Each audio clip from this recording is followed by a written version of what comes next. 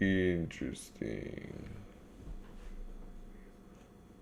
I wonder if I have eye boogies.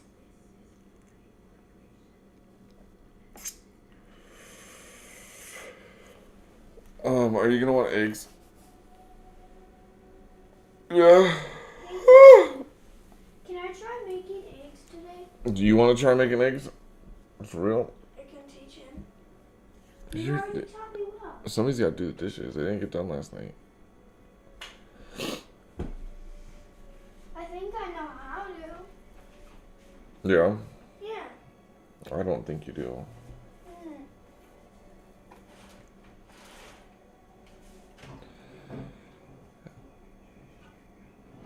No, you're not ready to cook. You need to watch a couple more times. Do you want me to make you eggs? You can here. You can stand. I'll work with you. Hey, I want to make eggs. Well, you can make your own eggs, and then I'll work with Brody. If he's down for that.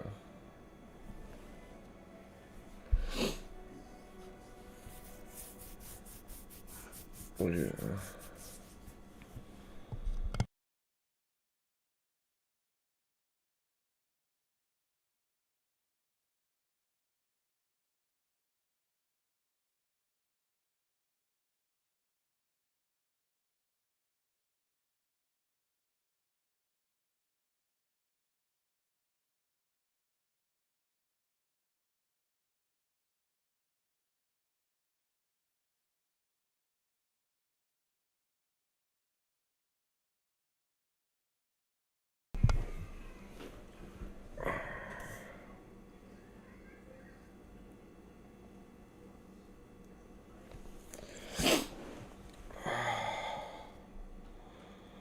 Oh shit! I forgot to put a timer up.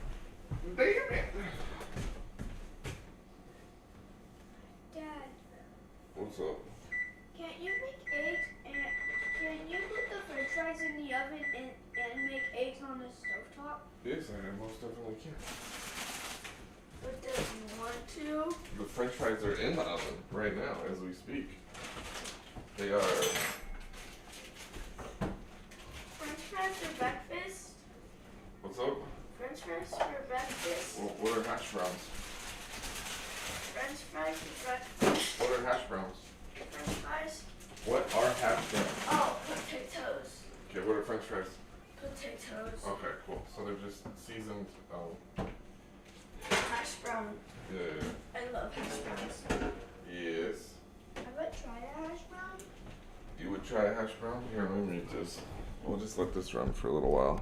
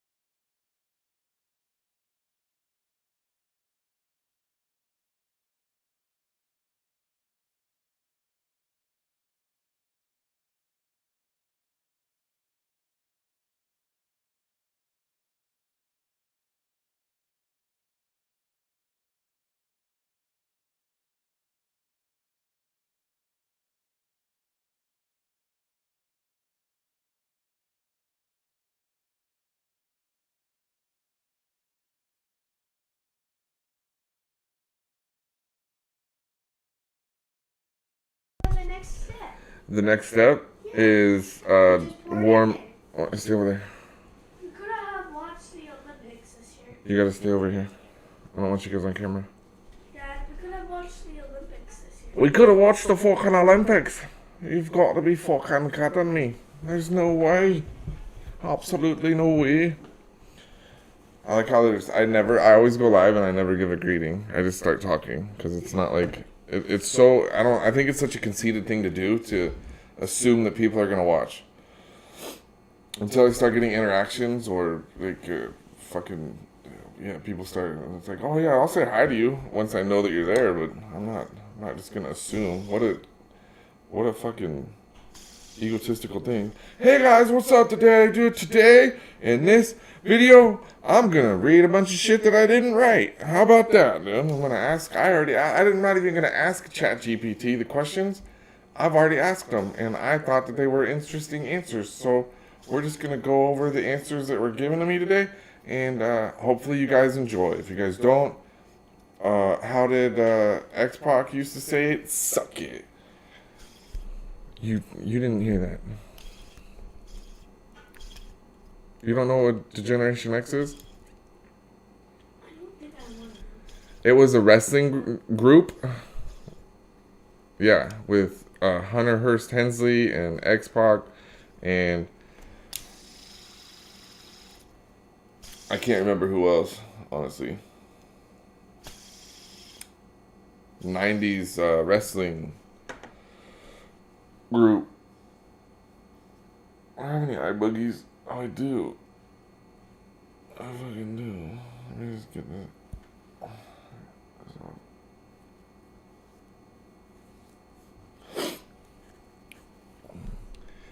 Did price gouging take place while Biden was in office? You can't see that because it's cropped out. Yes, instances of price gouging occurred during President Joe Biden's tenure, notably following devastating wildfires in Los Angeles in January 2025. There were reports of significant rent increases for displaced residents. California officials, including Attorney General Rob Bonta, warned against such practices, emphasizing that raising rents above a 10% cap during an emergency is illegal. For example, a condo's rent increased from $5,500 to $8,500, and rental houses exceeded the cap significantly. Both listings were later removed. Governor Gavin Newsom extended protections against motel, hotel, and rental price hikes until March 8th. That's crazy. Additionally, during the 2022 infant formula shortage, there were reports of price gouging, with some sellers offering formula at double or triple the normal price. In response, the White House called on the Federal Trade Commission and state attorneys to crack down on such unfair market practices. Furthermore, analysis indicated that certain industries, such as grocery and oil companies, increased their profit margins during periods of inflation, a phenomenon sometimes referred to as greedflation. For instance, a 2024 report by the Federal Trade Commission found that large grocery retailers accelerated and distorted the effects of supply chain disruptions to protect their profits. The analysis found that some large retailers seem to have used rising costs as an opportunity to further hike prices to increase their profits, and profits remain elevated even as supply chain pressures have eased. These instances highlight challenges in regulating pricing practices during emergencies and periods of economic instability.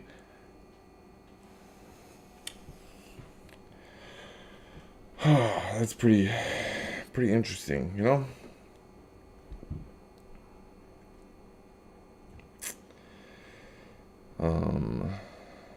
Why are eggs, this can't be fucking relevant. Why are eggs so expensive now? Egg prices surged recently due to a combination of factors. Avian influenza outbreak. A severe outbreak of avian has led to the culling of over 40 million laying hens in the U.S. over the past year, significantly reducing egg supply. High demand despite rising prices. Consumer demand for eggs remains strong, especially during the winter holiday season, further straining the limited supply. Inflation and production costs. General inflation and increased costs for feed, transportation, and labor have contributed to higher egg prices. As a result, the average price for a dozen large grade A eggs reached $4.15 in December 2024, up from $1.48 in 2021. In some areas, prices have been reported as high as $12 per dozen. The U.S. Department of Agriculture projects that egg prices will increase by about 20% in 2025, compared to an estimated 2.2% increase for food prices overall. Given the ongoing challenges, it's expected that egg prices will remain elevated for the foreseeable future. Price is just going to keep going up. All right, we're egg eaters, and they know it. They got us by the proverbial eggs, huevos, con huevos. How much has the egg industry made in profit over the last 8 years? Determining the exact profit of the U.S. egg industry over the past 8 years is challenging due to... All right, wait, hold on. Industry revenue. The U.S. chicken egg production industry has experienced growth over the past 5 years. The revenues reaching an estimated $10.2 billion in 2024. Major producers. Cal-Maine Foods, the nation's largest egg producer, reported a significant profit increase of $323 million in profit in a recent quarter, marking a 718% surge amid industry challenges. That's not, it's probably a coincidence that, our largest egg producer saw 718% increase, while Avion. Hey, will you not mix those, please? Stop messing with the fucking food. Stop scrambling the eggs. Alright, while comprehensive profit for the entire industry is limited, these figures indicate substantial revenue and profit growth in recent years, influenced by factors such as supply constraints, increased demand, and rising egg prices. What are you doing? Fuck off. What are you doing? I'm reading. And I'm live right now. Hey, did you go to Peacock? See if the NFL game's going to be on? Go.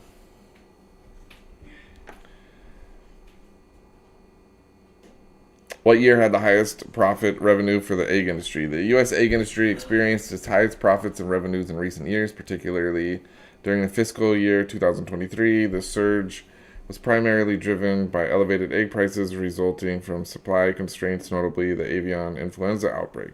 Cal-Maine Foods, the largest egg producer in the United States, reported a 718% increase in profit during a quarter in fiscal 2023, with net income reaching $323 million. Similarly, Vital Farms reported a net income of $25.6 for its fiscal 2023, marking a 2,033% increase compared to fiscal 2022. These significant profit increases were largely due to higher egg prices stemming from reduced supply caused by avian influenza.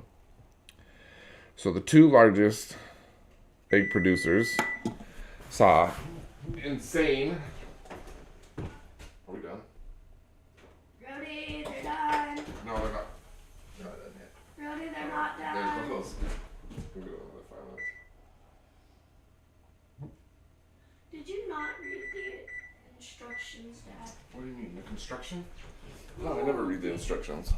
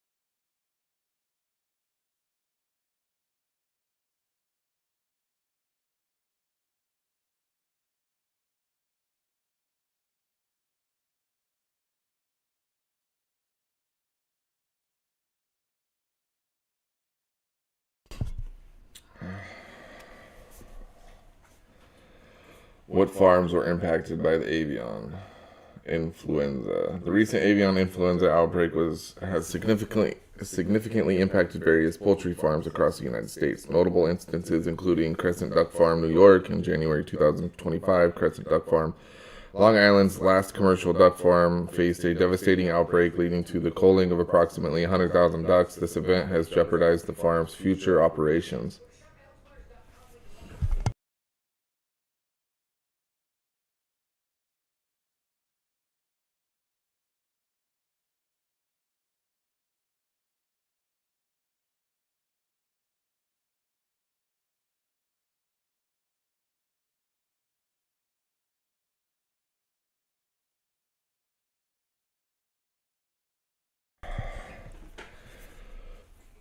Indiana, both turkey and eggs. Wait, hold on. So the first farm references 100,000 ducks, which makes 0 cents for the rise of egg prices. Because last time I checked, eggs don't come from ducks. At least not the ones that we buy by the dozen in our grocery stores. Indiana, both turkey and egg laying farms reported H5N1 detections, resulting in significant losses. Ohio layer poultry flocks were affected, leading to substantial culling to prevent further spread. California, a layer farm reported infections, contributing to the state's challenges in managing the outbreak. Minnesota, turkey farms experienced outbreaks necessitating extensive biosecurity measures and culling. These incidents underscore the widespread impact of the avian influenza outbreak on U.S. poultry farms, leading to significant economic losses and disruptions in poultry production. So we have one duck farm and one turkey farm that got hit pretty bad. If you can see in California, the Calamine was not listed as it didn't take major loss. In 2023, how many chickens died to the influenza? In 2023, the United States experienced a significant impact from the avian influenza outbreak, leading to the culling of over 20 million egg-laying chickens in the last quarter alone. Cumulatively, since the onset of the outbreak in early 2022, more than 136 million birds, including chickens and turkeys, have been affected across the country. This substantial loss in poultry has contributed to increased egg prices and concerns over poultry supply stability. Alright, so I guess, how many chickens die annually or are considered a loss? The number of chickens that die annually are considered a loss varies depending on the cause and type of operation. E.g., egg production, meat production. Here's a breakdown. Annual chicken losses in the poultry industry. Disease and natural causes. A significant percentage of chickens are lost to disease like avian influenza, I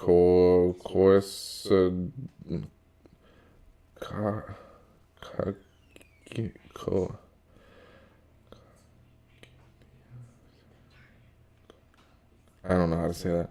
Something idiotiosis, I don't know, and respiratory infections.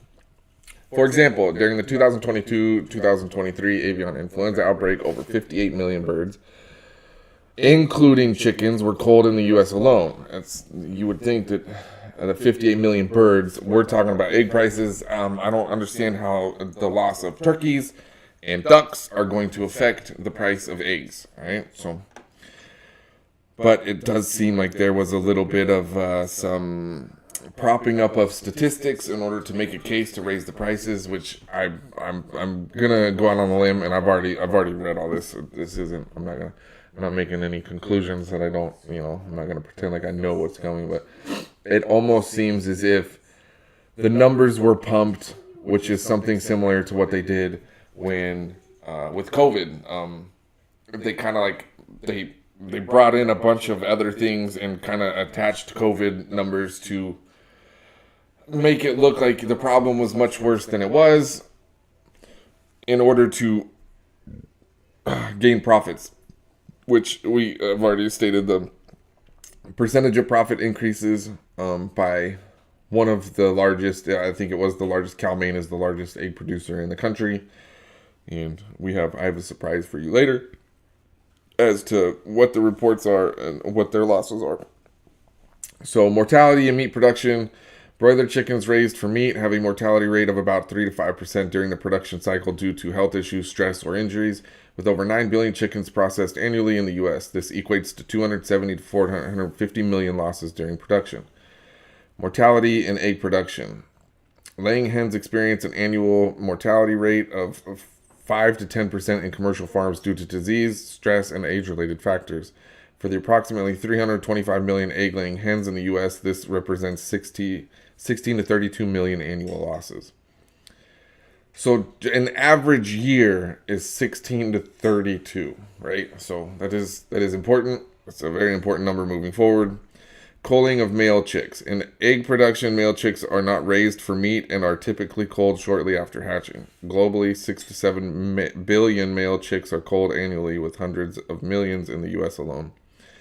Environmental and operational losses. Natural disaster, equipment failures, and heat stress can also result in losses of millions of chickens annually. On average, losses in the U.S. chicken industry, including disease, culling, and natural causes, number in the hundreds of millions annually. This highlights both economic challenges and ethical concerns within the poultry sector. Where's my little spinny thing? Where's my fidget spinner? It's a lighter. Where did it go? Did you steal it? No. You stole it. It was on the table. You stole it. No, I didn't. Remember last time you were playing this? Yeah, no, I just had it. It was just over here. No, I don't have it. I feel Alright. Whatever. I guess it wasn't that important anyway. I just won't fidget. Alright. So before 2023, what year had the most chickens die from a cause that would have forced egg companies to raise prices? Before 2023, there we go. Before 2023, the most significant avian influenza outbreak affecting the U.S. egg industry occurred in 2015. This outbreak led to the culling of approximately 43 million egg-laying hens, resulting in a substantial decrease in egg production and corresponding increase in egg prices. The severity of the 2015 outbreak prompted egg companies to raise prices to offset the reduced supply. In comparison, the 2022 outbreak, which began in February of that year, resulted in a loss of more than 43 million egg-laying hens by the end of December 2022. This also led to a significant reduction in egg inventories, which were 29% lower in the final week of December 2022 compared to the beginning of the year. Therefore, prior to 2023, the 2015 avian influenza outbreak was the most impactful in terms of chicken mortality and its effect on egg prices. Dad, can we turn it up a little bit? Just a little bit, a couple clicks, just a couple. How is that with today's technologies and medications, aka how did the worst ever year-to-date chicken deaths happen in a modern era? It sounds like the influenza outbreak could have been manufactured just to raise the cost of eggs for years and years after 2023. That's a valid point of frustration. How such a massive outbreak could occur despite advancements in technology, medicine, and biosecurity measures. There are a few reasons why avian influenza outbreaks can still wreak havoc even in the modern era, though it's understandable how it might raise suspicions about potential economic manipulation. Why was the 2022-2023 outbreak so devastating? Nature of virus. The H5N1 strain is highly contagious and mutates rapidly, making it difficult to contain and prevent, even with vaccines and advanced medications. New variants can emerge that evade existing protections. While migratory birds are a major source of the virus, spreading it across continents despite containment efforts. Intensive farming practices. Modern poultry farming involves high-density operations with thousands or even millions of chickens in close quarters. This makes it easier for disease to spread rapidly if the virus enters a facility. So it was migratory birds that caused it. So it's like the birds flew in. Wild migratory birds are a major source of the virus, which kind of just seems like it's a issue that can never be addressed unless you put netting or... And there goes your free-range birds.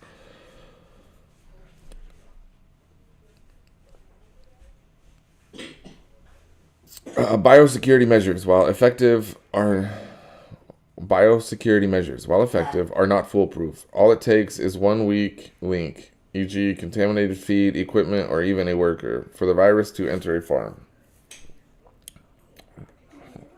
Dirty little farmers. Globalization of trade. The global nature of agriculture means diseases can spread rapidly between regions via trade and transportation, even if unintentional. Scale of the industry. The poultry industry's immense scale means even small percentages of mortality add up to millions of birds. Once breaks hit, mass culling is often the only way to stop further spread, creating a ripple effect on production and prices. Could it be manufactured? The idea that the outbreak was intentionally engineered to manipulate egg prices is a conspiracy theory that lacks direct evidence. However, the economic consequences, higher prices, and increased profits for large companies might understandably raise eyebrows. Here are some considerations. Profit margins. Large producers like Cal-Maine saw profits soar in the wake of the outbreak, which could lead to skepticism about whether price hikes were purely driven by market forces. Regulatory failures. Critics argue that insufficient oversight and lax enforcement of biosecurity standards allowed the outbreak to spread more widely than necessary. Coincidence versus intent. While the economic outcomes may look suspicious, outbreaks like avian influenza are usually rooted in natural factors and systemic vulnerabilities rather than deliberate manipulations. I really do feel like it was deliberately manipulated in the case. One of the major Cal-Maine, when the losses come out of how many chickens were affected by companies that were able to increase profits, like what was it, 700% and 2,000%? It's not. It's yeah.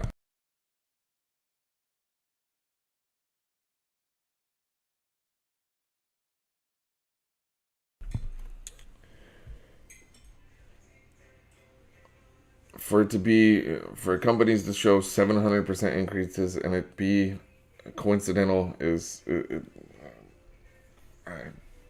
I don't believe it. I don't believe it at all. Can we do better? The outbreak highlights gaps in prevention and response that even modern technologies couldn't fully address. Vaccination efforts. Poultry vaccines exist but are not widely used in the U.S. due to export restrictions and the difficulty of vaccinating billions of birds. Expanding vaccination programs could help. Improved biosecurity. Stricter protocols in farms and processing facilities could reduce the risk of future outbreaks, which I would think that in order to improve biosecurity measures, you're going to have to add things to existing structures and existing, like, it's just you're gonna have to install more things. You're going to have to, it's going to be a more upfront cost, which I would think would raise the price. Maybe not. I don't know. Diversifying supply chains.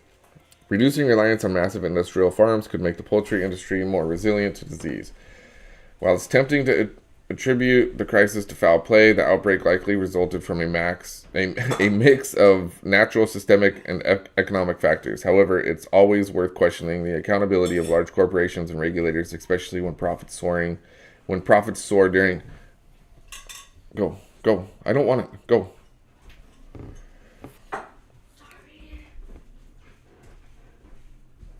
Diversifying supply chains, reducing reliance on massive industrial farms. Oh wait, while it's tempting to attribute the crisis to foul play, the outbreak likely resulted from a mix of natural, systemic, and economic factors. However, it's always worth questioning the accountability of large corporations and regulators, especially when profits soar during a crisis. Regulators, that's an interesting thing to bring up because this did all take place under Biden.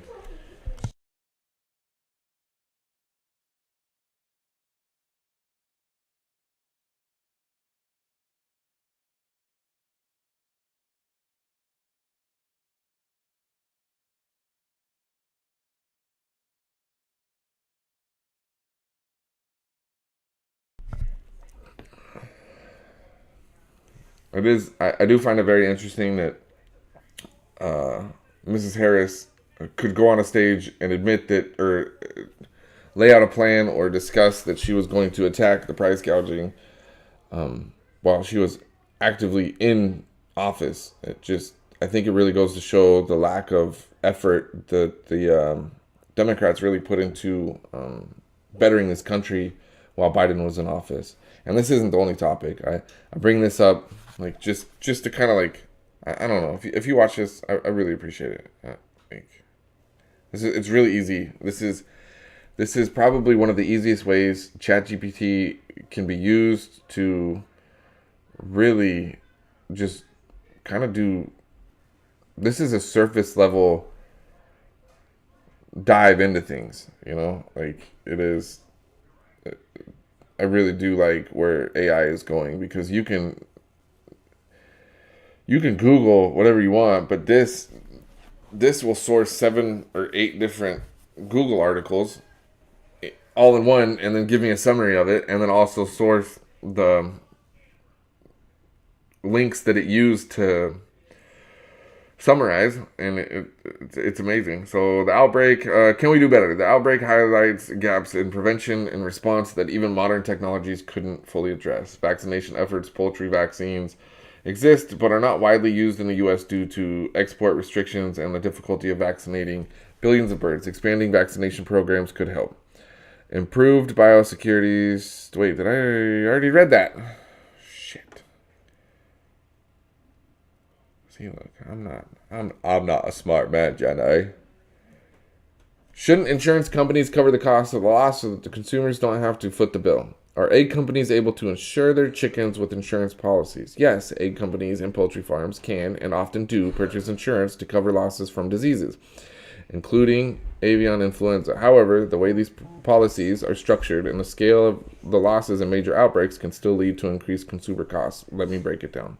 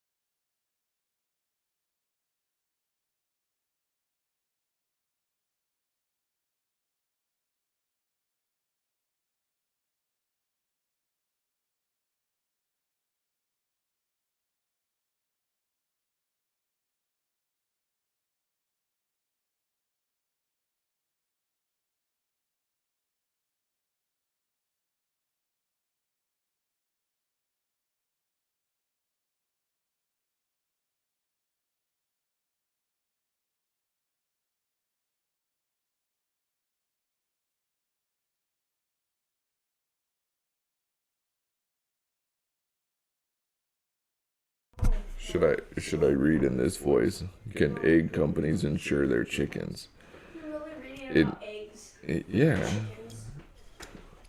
And Donald Duck. Dad. Yeah. Have you ever had eggs from a duck? No? Me neither. I find it very interesting that while I'm looking up, or while I was researching the cost of eggs, that turkeys and ducks were referenced as to why the egg prices went up. Very unique. It almost is like, hey, we lost a bunch of birds to this avian influenza. It's like, oh wow, those numbers are really high. It's like, are those just chickens? And they're like, well, no, of course not. They're not just chickens. You guys have been eating turkey eggs and duck eggs, and you don't even know it. Wait, so ducks lay eggs like chickens do? Oh yeah, that's their big thing. What if I'm allergic to duck and I didn't know that I was eating duck? Then I don't know. Meh. Insurance for livestock. Many farms carry livestock. Many farms carry livestock insurance policies that cover losses from diseases, natural disasters, or other catastrophic events. Policies typically reimburse farmers for the value of lost birds, culling costs, and sometimes even cleanup expenses. Government support. The U.S. The USDA's Animal and Plant Health Inspection Services, APHIS, provides indemnity payments to farmers when birds are culled due to avian influenza.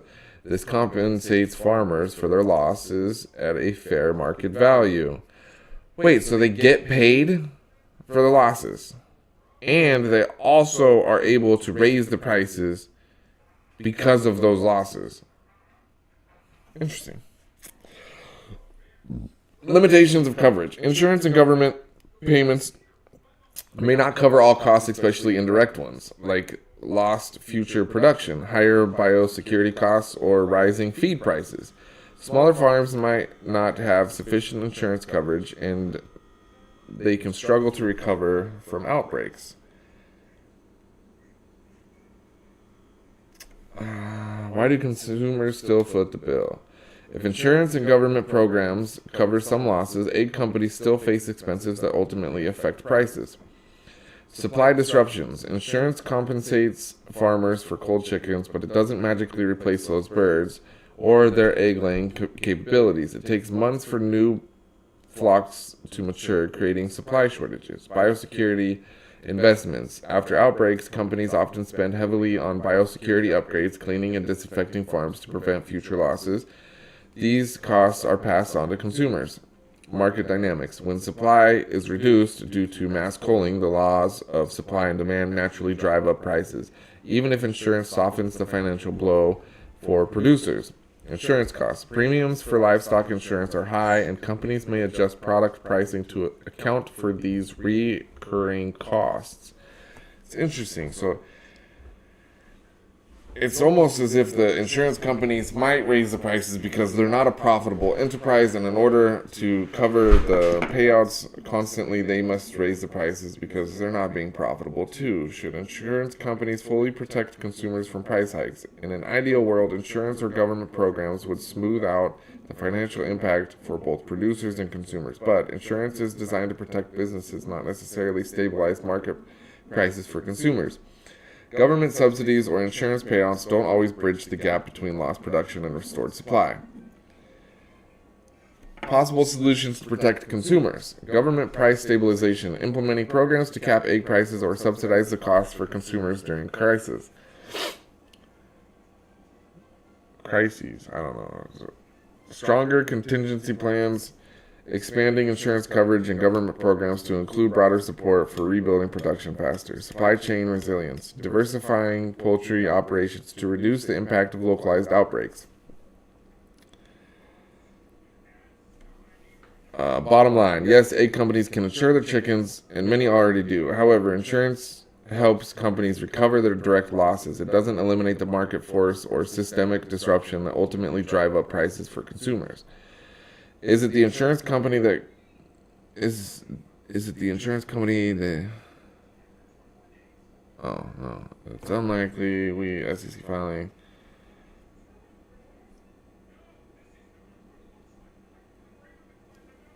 I just tried to find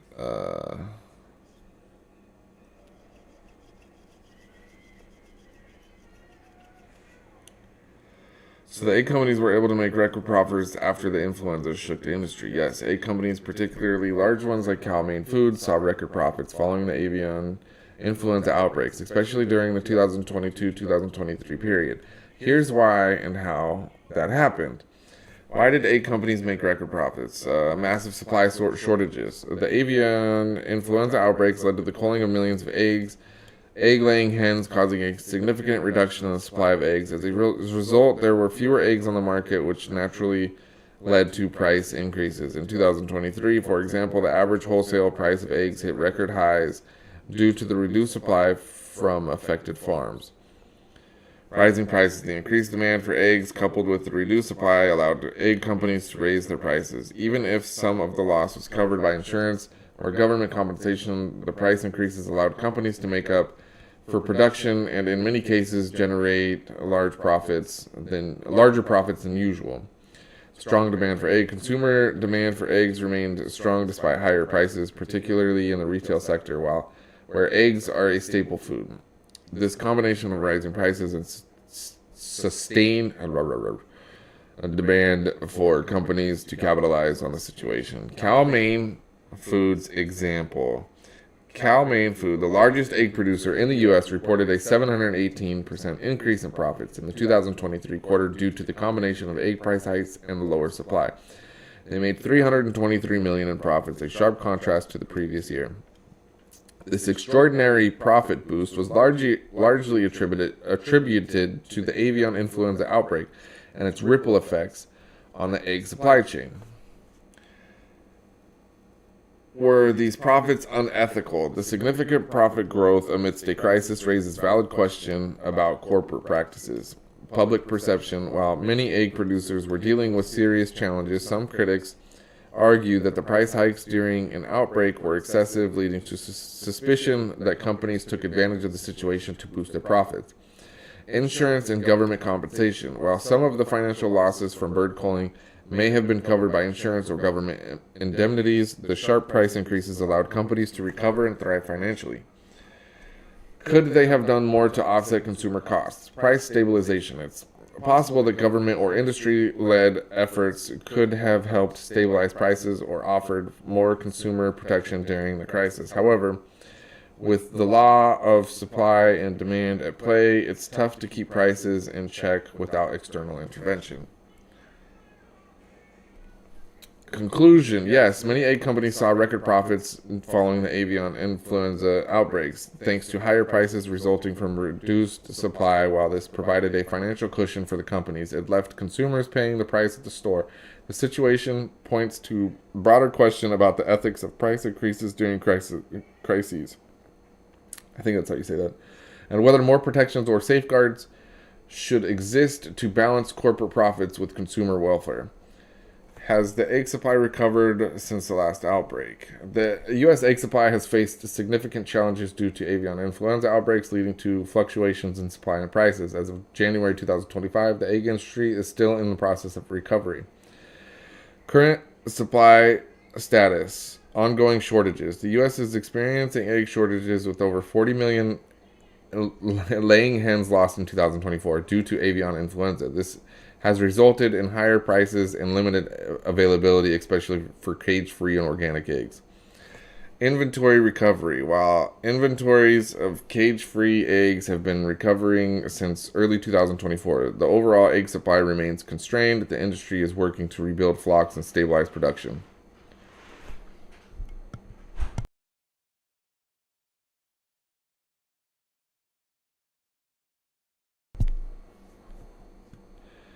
I think it's very unique or interesting that they added. I just kind of passed over it, but this has resulted in higher prices and limited availability, especially for cage-free and organic eggs. So it's almost like the consumer is like, we want cage-free and organic, and the industry is like, we can't mass produce eggs like that, so we could be introducing things that are it almost seems like the egg industry is setting it up to be like, oh, it's just not cost effective to do organic and cage free. If you guys want your eggs, we're gonna have to be able to mass produce them like we have done for decades. Price trends. Price increases. Egg prices have surged with the national average price for a dozen eggs reaching $5.87 in January. $5 at 5.8. $5 for a dozen. The egg prices have surged with the national average price for a dozen eggs reaching $5.87 in January 2025, up from $4.15 in 2024. This increase is primarily due to the reduced supply caused by the avian influenza outbreaks. Conclusion. The egg supply has not yet fully recovered from the avian influenza outbreaks. While there are signs of recovery, especially in certain segments like cage-free eggs, the industry continues to face challenges in rebuilding flocks and stabilizing supply. Consumers may continue to experience higher prices and limited availability until the supply chain is fully restored. See, this is what it's like. Oh, cool. This is where they are getting the chatgpt is sourcing. Oh, genius.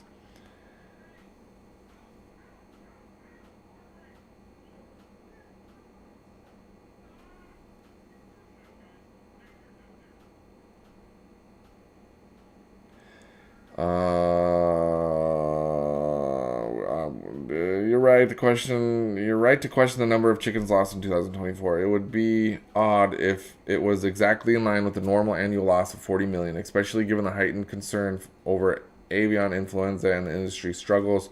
Let me clarify and also address your question about oversight. Government agencies in charge of investigating egg suppliers for fraud. For responsibility the responsibility for investigating fraud within the egg supply chain would fail under multiple agencies depending on the nature of the fraud. U.S. Department of Agriculture, USDA. The USDA's Agriculture Marketing Services, AMS, oversees regulations concerning the quality and labeling of eggs. This includes enforcing standards for egg production, grading, and packaging. The Federal Trade Commission, FTC, if fraud involves deceptive practices related to pricing, labeling, and advertising, e.g., misrepresentation of organic or cage-free eggs. The FTC may step in. Federal Trade, Food and Drug Administration, the FDA, plays a role in regulating food safety, and if fraud involves contamination for representation of egg safety, they may get involved. State and local agencies. Depending on the state, various state-level agencies, like agriculture departments, may also conduct investigations related to fraud, consumer protection, or unfair market prices.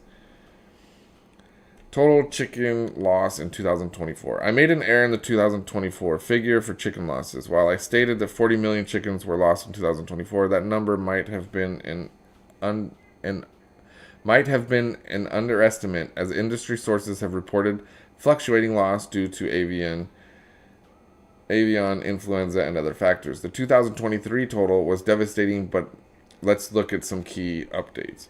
2024 losses. The avian influenza outbreaks continued to affect chicken populations, particularly egg-laying hens. However, the 2024 total loss in the U.S. was likely lower than the 2023 peak of 58 million birds, which included chickens, turkeys, and ducks. As of early 2024, around 40 million egg-laying hens were reported cold due to avian flu, but it's possible this figure rose as the year continued. Average loss historically in years without widespread outbreaks, the poultry industry loses around 40 million chickens annually to natural causes, diseases, and culling. However, major outbreaks like those of avian flu can significantly exceed this number, leading to extraordinary losses that push the total well above the average. Conclusion: the 40 million chickens lost in 2024 is likely a partial estimate, especially considering the ongoing avian flu challenges in 2024. It's possible the final tally for the year could be higher. Government agencies like the USDA, FTC, and FDA play key roles investigating fraud or market manipulation related to the egg industry, with oversight often extending to labeling, pricing, and biosecurity practices. I don't understand how labeling and pricing. Yeah, I'm an idiot. How much profit did the egg industry make in 2024? Was it more than 2023? In 2024, the U.S. egg industry experienced significant financial growth, largely due to elevated egg prices driven by ongoing avian influenza outbreaks and increased consumer demand. There's an overview of the industry's performance. Cal-Maine Foods financial performance. First quarter of fiscal year 2024. Cal-Maine Foods, the largest U.S. egg producer, reported a net income of $150 million for the quarter ending August 31st, 2024. This marked a substantial increase from the $926,000 net income during the same period in 2023.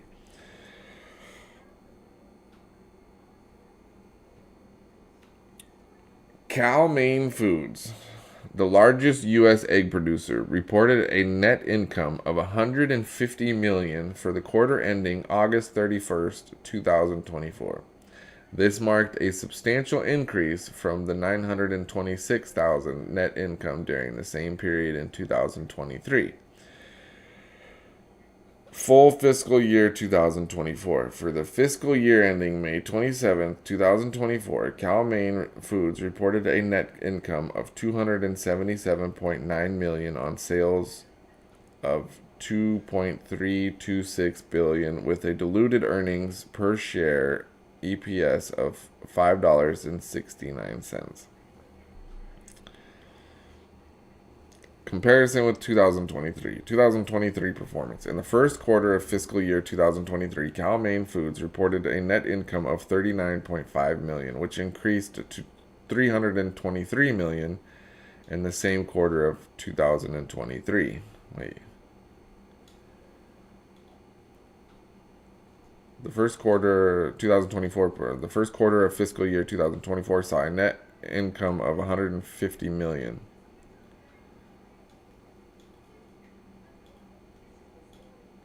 Indicating a decline from the previous year's first quarter. However, the full fiscal year 2024 net income of $277.9 million represents a significant increase compared to the $39.5 million net income in 2023.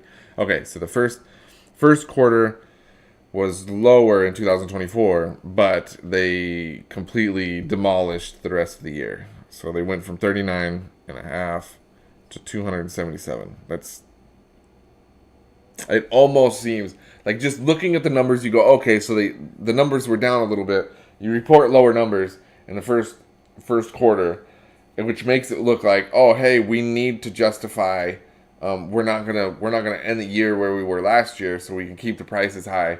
And then you keep the prices high, and then you fucking crush.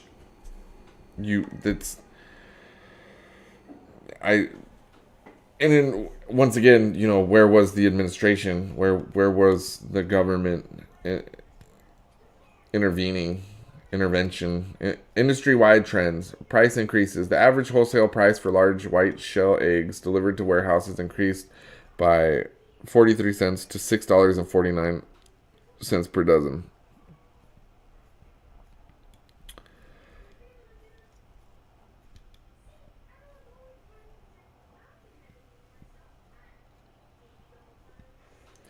The average wholesale price for large white shell eggs delivered to warehouses increased by 43 cents to $6.49 per dozen in the major Midwest production region, with a higher undertone. Export growth. In 2023, shell egg exports reached 89.4 million dozen, up 28.6% compared to 2022. Driven by high domestic prices. Wait, so exports, that means that is that out of country? I would imagine. So we had an egg shortage, but we were able to increase our egg exports by 28.6%. I don't know. I'm not an economy guy. But that doesn't seem. It just doesn't seem. It seems like something's afoot. I don't know. If there's an egg shortage, you would think that the exporting of eggs would drop. Like, you would be like, we can't supply the out of country stuff because we have to make sure the shelves in America are full. But what am I? I'm just an idiot. Conclusion. While the first quarter of fiscal year 2024 showed a decline in the net income compared to the same period in 2023, the full fiscal year 2024 demonstrated a significant increase in profitability for Cal-Maine Foods. This trend reflects the broader industry's recovery and growth, driven by higher egg prices and increased demand. So is the increased demand the farther, like, there's more, you're overextending? I don't know. How much profit did Cal-Maine make in 2021? Cal-Maine Foods, the largest egg producer in the U.S., reported significantly lower profits in 2021 compared to the record-breaking earnings seen in 2022 and 2023, largely because egg prices and demand were closer to historical averages. Here's a snapshot of Cal-Maine's performance for fiscal year 2021. Cal-Maine Foods financial performance in 2021. Net sales, $1.3 billion, a decline compared to the $1.3 billion in fiscal year 2020. Net income, $2.2 million for fiscal year 2021. a sharp decline from 54 million in fiscal year 2020. This represented a minimum profit margin compared to later years. Earnings per share. Reported diluted EPS of just 4 cents for the entire fiscal year. So that's the earnings per share. So what was it, like $5.49 last year? So it went up from 4 cents to... that's reasons for lower profits. Lower egg prices. Retail egg prices were significantly lower in 2021, following higher prices in 2020 due to the pandemic-driven demand spike. Higher feed costs. Increased costs for feed ingredients like corn and soybean meal impacted profitability. No major supply shocks. The industry faced no major avian influenza outbreaks in 2020, which kept supply relatively stable and prices subdued. So there was no outbreak, there was no massive loss of chickens, and there was also no spike in profits. So you just kind of, I don't know, maybe I'm just putting 2 and 2 together, and I shouldn't be putting 2 and 2 together, but I'm putting 2 and 2 together. I can't stop myself from putting 2 and 2 together. It's going, and it's not equal in 4 right now. Comparison to 2022 and 2023. By 2023, Cal-Maine's quarterly net income alone reached $323 million during one of its most profitable periods, showing how much profitability surged during the avian influenza crisis. So that would be motive. Like if you can manufacture a problem or an issue and you can make it profitable, like that was speaking in terms of like detective style. Wouldn't that be if profits were murdered, we would be looking at this. I'm done. I'm not forming thoughts fast enough, so we will read.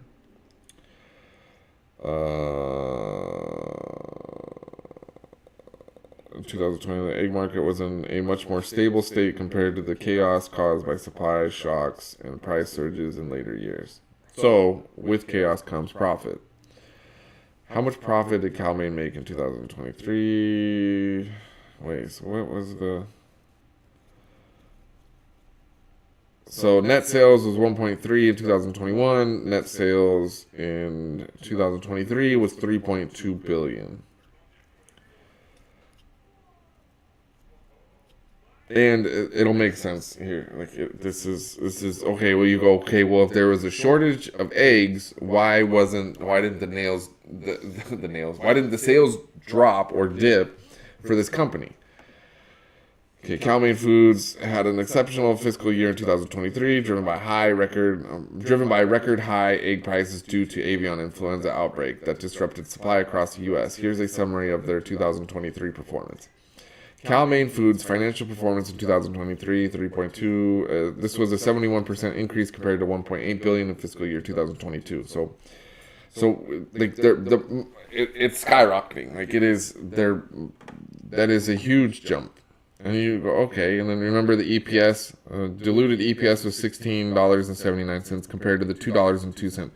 So this is really important. This part right here, like this is, what does that have to do with anything? Is the market being manipulated? Are we paying more so that people can make a profit? I do believe that that's what the case is here. Alright, so key drivers of profit. Egg price surge. Average selling prices for eggs nearly doubled in 2023 due to a sharp reduction in supply from bird flu outbreaks that led to the culling of millions of egg-laying hens. Strong consumer demand. Despite higher prices, demand for eggs remains steady as they are a staple food product. This is really interesting right here.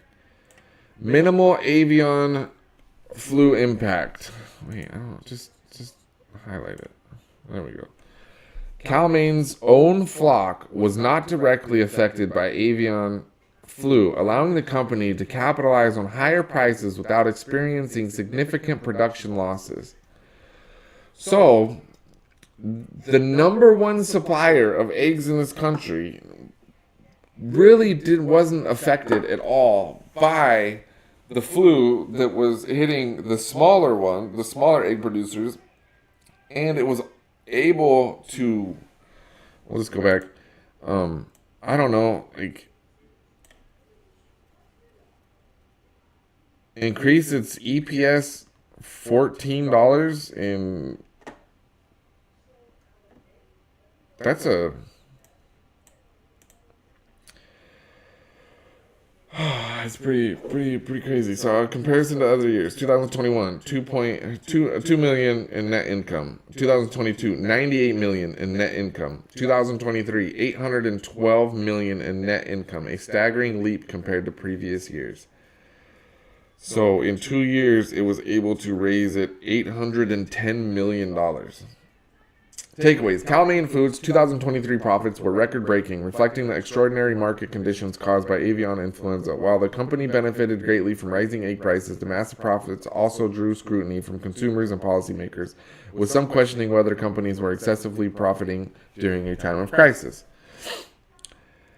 What were the most profitable auto insurance companies over the last 5 years? So I don't know why I went into this. I think this is just to show over the past 5 years the profitability of major auto insurance companies in 2023.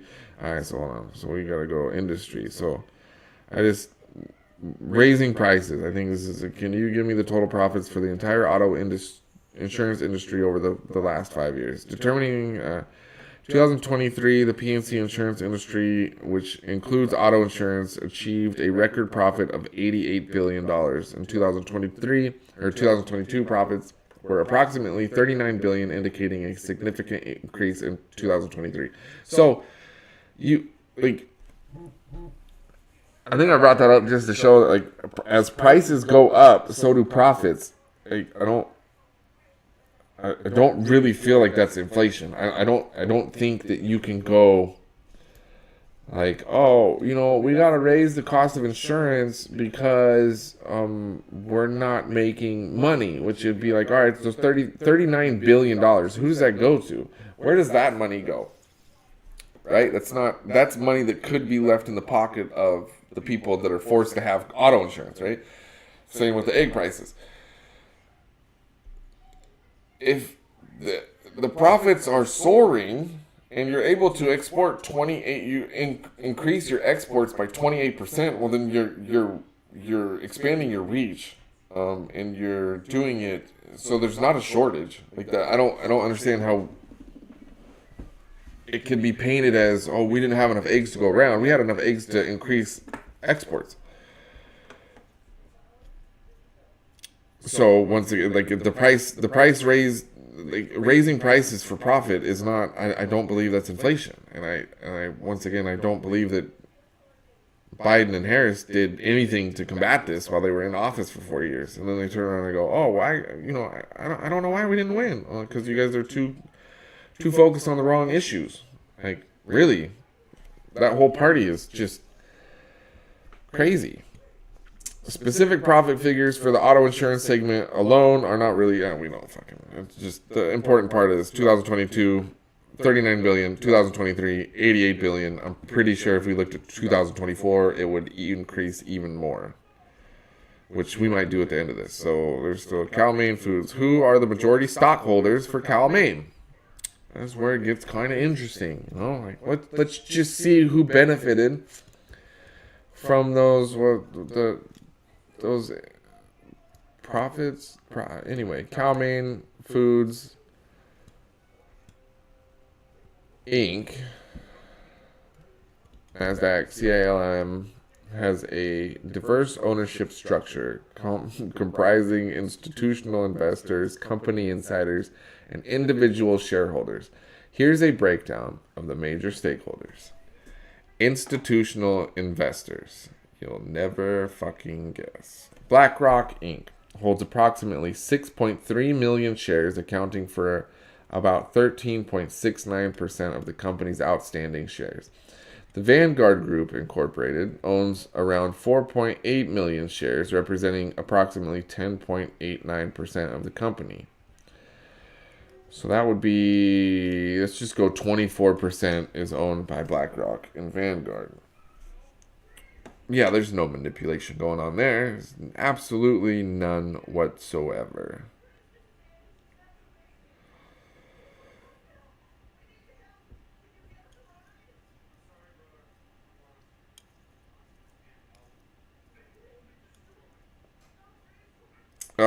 In percentages, Avion.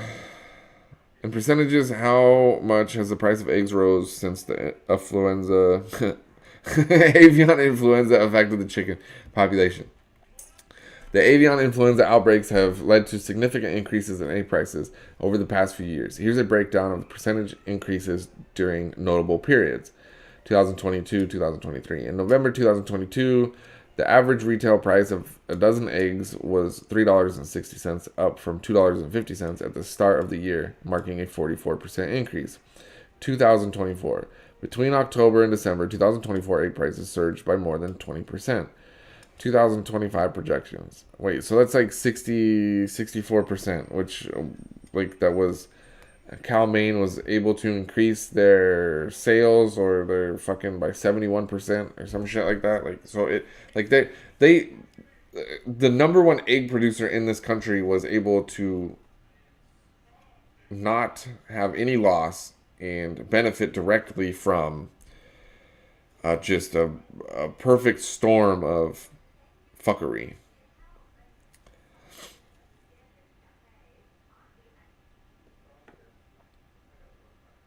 Okay, can you create a chart that shows the amount of chickens lost to avian influenza over the past 5 years? Okay, so 2020, we saw 40. 2021, we saw 45. 22 and 23, we saw 57 and 58 million. And then 2024 dropped down to 40 million. So we are back to the lowest it's been in the last 4 years. And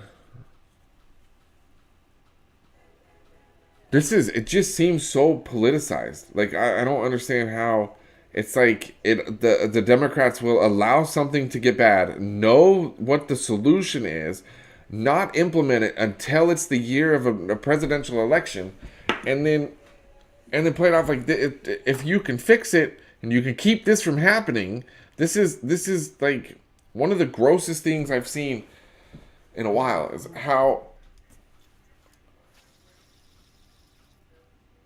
the Democrats, the more I look into this, the more I realize that it just seems like the Democratic Party is for turning a profit. They'll win positions of power. They know when they can let things get bad so that they can make money, and then they also know how to fix it because they created the fucking problem, so they can fix it, so they can make it look like they're gonna be the only ones that can recover the pricing. Remember, this is also the year that Mrs. Harris was going around and telling people that, hey, price gouging is taking place and we are going to attack it day one in the office. Yeah, you allowed it. Like, you allowed it. The party, like, this is political negligence. When did the avian influenza issue start? How long have chicken companies been losing chickens to the avian? The current wave of highly pathogenic avian influenza outbreaks, which has severely impacted the poultry industry, started in early 2022. The United States, however, avian influenza has been an ongoing issue globally for decades, with sporadic outbreaks occurring since the virus was first identified. Key timeline of avian influenza in recent years. Early 2020, a major outbreak of HPA began in the U.S. in February 2022. The virus spread. I was looking for something older. In 2000, after the 2015, how much did the cost of eggs go up? Oh, wait, hold on. Global context. Okay, earlier outbreaks. 2015, the U.S. experienced a significant avian influenza outbreak, which resulted in the loss of approximately 50 million birds at the time. It was the largest outbreak in U.S. history before the 2022-2023 wave. Smaller localized outbreaks have occurred sporadically in the years between 2015 and 2020, though they were better contained.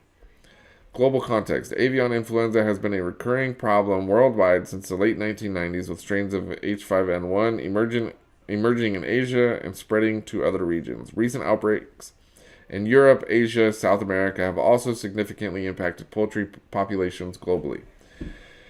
How long have companies been affected? We can start skipping some of this stuff. In 2015, outbreak of highly pathogenic avian influenza had a significant impact on egg prices in the United States in the Midwest between April 22nd and May 30th, 2015. An average price of eggs increased by approximately 120%. This surge was primarily due to the loss of over 10% of the national laying hen inventory, leading to the highest egg prices observed in more than 30 years after adjusting for inflation. The price increase was not uniform across all egg products. Processing grade eggs used by restaurants and food manufacturers experienced even higher price hikes compared to consumer grade eggs during this period. How is it? Aren't eggs eggs?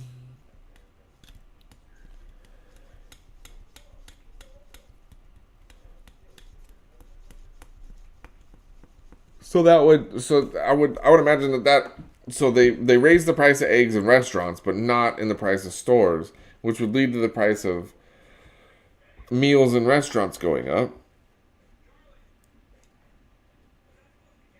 These elevated prices persisted until the industry was able to restore flock levels to pre-outbreak numbers, which occurred in 2016. So they fixed it in a year. In a year, we're like, fuck, we got it, we're done, we're good. We don't have to. The issue is gone, done. Moving on, right? We fixed it. We made our money. We got in. We got out.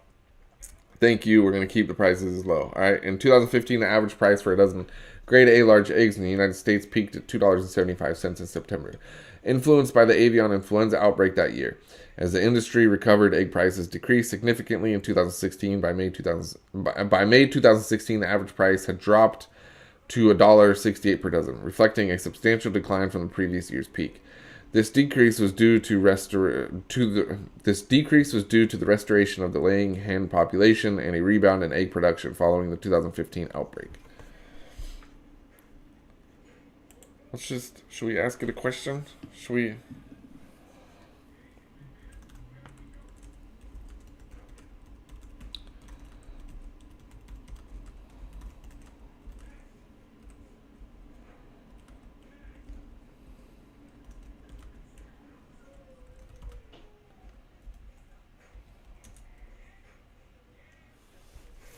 How many eggs were produced in America in 2015 and 2024? In 2015, the United States produced approximately 96.4 billion eggs, a 4% decrease from the 101 billion eggs produced in 2014.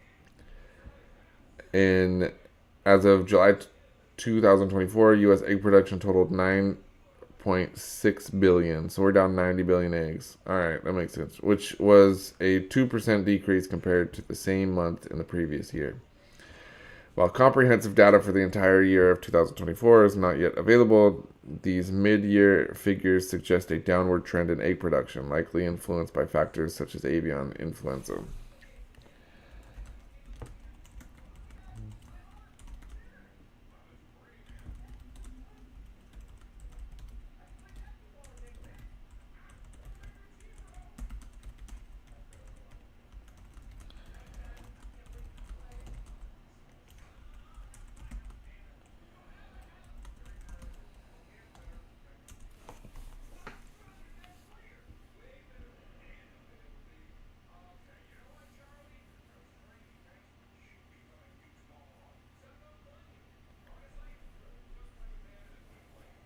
You guys like my painting? Look, I'm like Epstein. I got a picture of just sitting above my head in my office.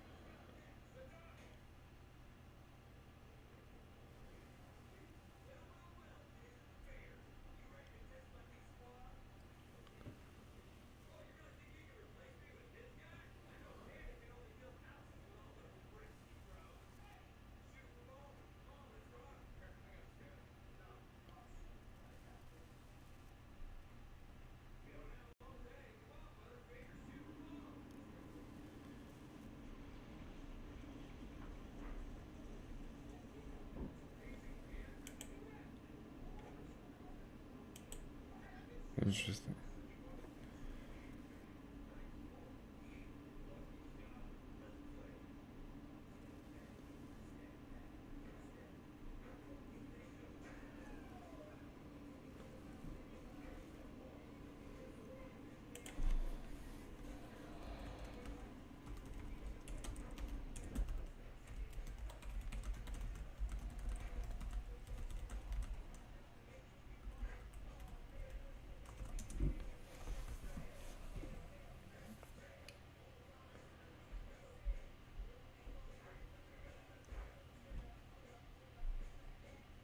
As of January 2025, comprehensive data for the entire year of 2024 is not yet available. However, based on the information currently available, it is unlikely that U.S. egg production reached an all-time high in 2024. In fact, there was a notable decline in production during the year. In July 2024, U.S. egg production totaled 9 billion eggs, which was a 2% decrease compared to July 2023. Additionally, as of January 1st, 2025, the estimated U.S. non-organic commercial cage-free table egg flock stood at 101 million, representing a 3% decline in the number of layers from January 2024.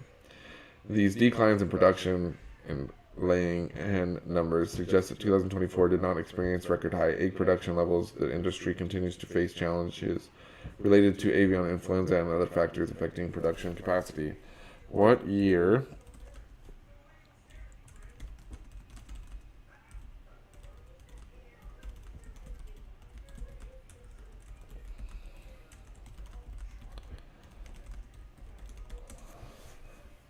had the highest egg production ever in American history? According to the data from the United States Department of Agriculture, U.S. egg production reached its highest level in 2019, approximately 9 point. Wait, so we're not far off. Like we're not even seeing a dip. With approximately 9.43 billion dozen eggs produced in subsequent years, production experienced slightly. With 9.3 dozen in 2020, 9.2 billion dozen in 2021, and 9.16 billion dozen in 2022. The decrease in production during these years can be attributed to various factors, including the impact of avian influenza outbreaks, which led to significant losses in laying hen populations. As of January 2025, comprehensive data for the entire year of 2024 is not yet available. However, preliminary reports indicate that egg production continued to face challenges due to ongoing avian influenza outbreaks and other industry factors. Therefore, as of the latest available data, 2019 remains the year with the highest recorded egg production in U.S. history. When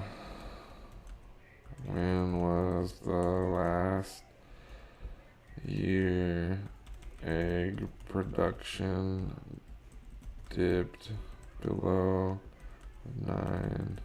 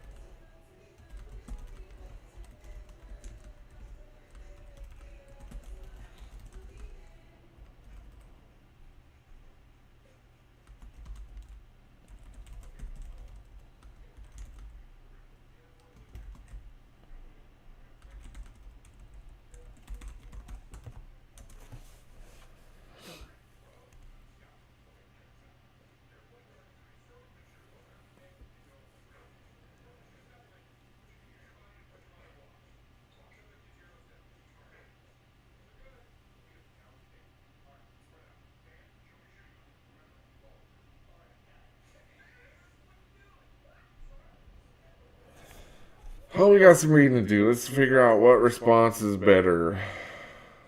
Alright, response 1. Wait, how do I get over that? I can't even read that one.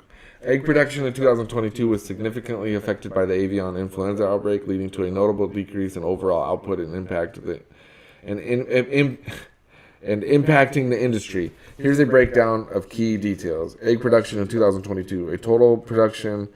The U.S. produced approximately 92.6 billion eggs, around 7.72 billion dozen, marking one of the sharpest declines in recent years. This is a drop from 2021's production of approximately 99 billion eggs.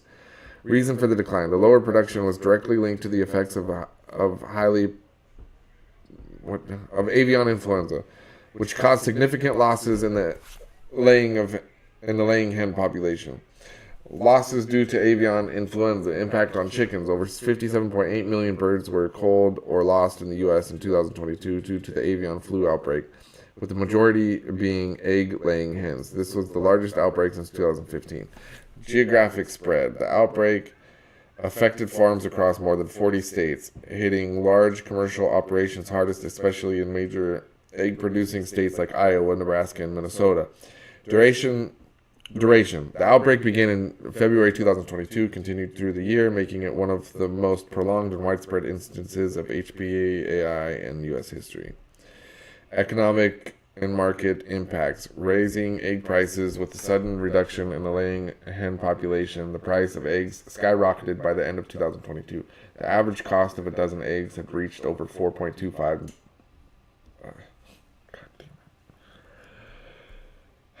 Rising egg prices. With the sudden reduction in the laying hen population, the price of eggs skyrocketed by the end of 2022. The average cost of a dozen eggs had reached over $4.25, more than doubling the typical price. Shortages. Some regions experienced temporary shortages of eggs in grocery stores due to the supply disruptions, further driving prices up. Comparison to previous years. The production loss and price hike were reminiscent of the 2015 avian flu outbreak, although the 2022 outbreak surpassed 2015 in terms of the number of birds lost and its broader geographic impact. Despite these challenges, the egg industry began recovering in 2023 as new flocks were introduced and farms adapted biosecurity measures to minimize future risks. However, the scale of losses in 2022 has left a lasting mark on the industry, influencing both production and consumer prices for the years that followed. I can't even read the other one. I don't think. Yeah. So there's that.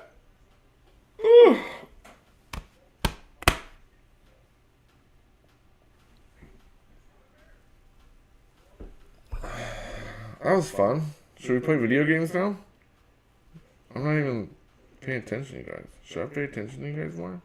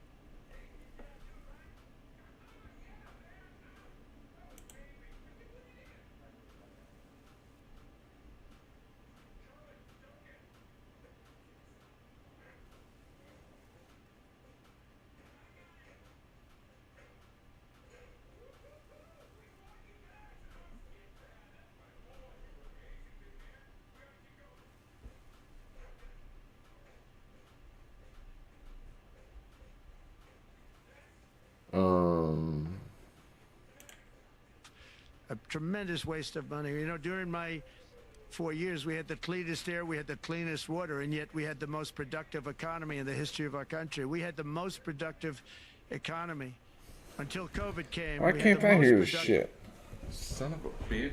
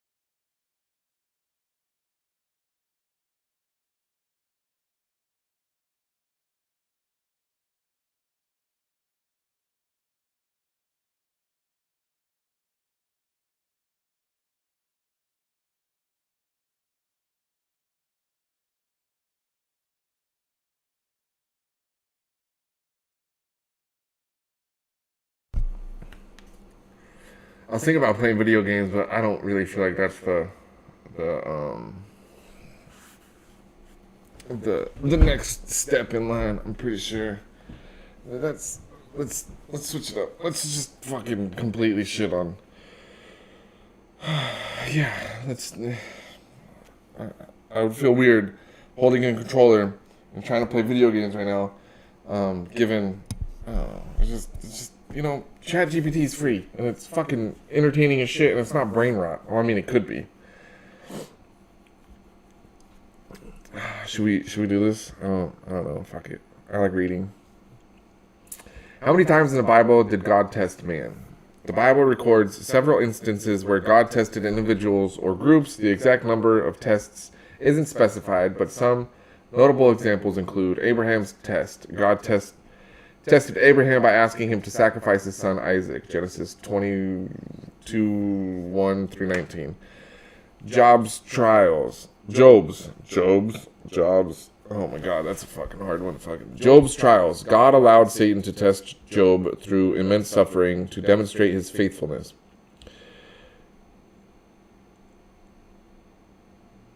Israel in the wilderness. God tested the Israel in the wilderness. God tested the Israelites during the 40 years in the wilderness, such as through the provision of manna. Exodus. Yeah, I'm not going to read them. Gideon's test of faith. God tested Gideon by asking him to reduce his army to a mere 300 men to defeat the Midianites? I don't know. King Hezekiah. God tested Hezekiah's heart by allowing him to face a crisis of illness and potential death. Oh, all right. So what are we doing? There are just a few examples, but the concept of testing recurs throughout the Bible as a means of refining faith and demonstrating trust in God. Many other figures like Moses, David, Peter also underwent significant tests. Abraham's test involved the sacrifice of a child. Could Jesus have been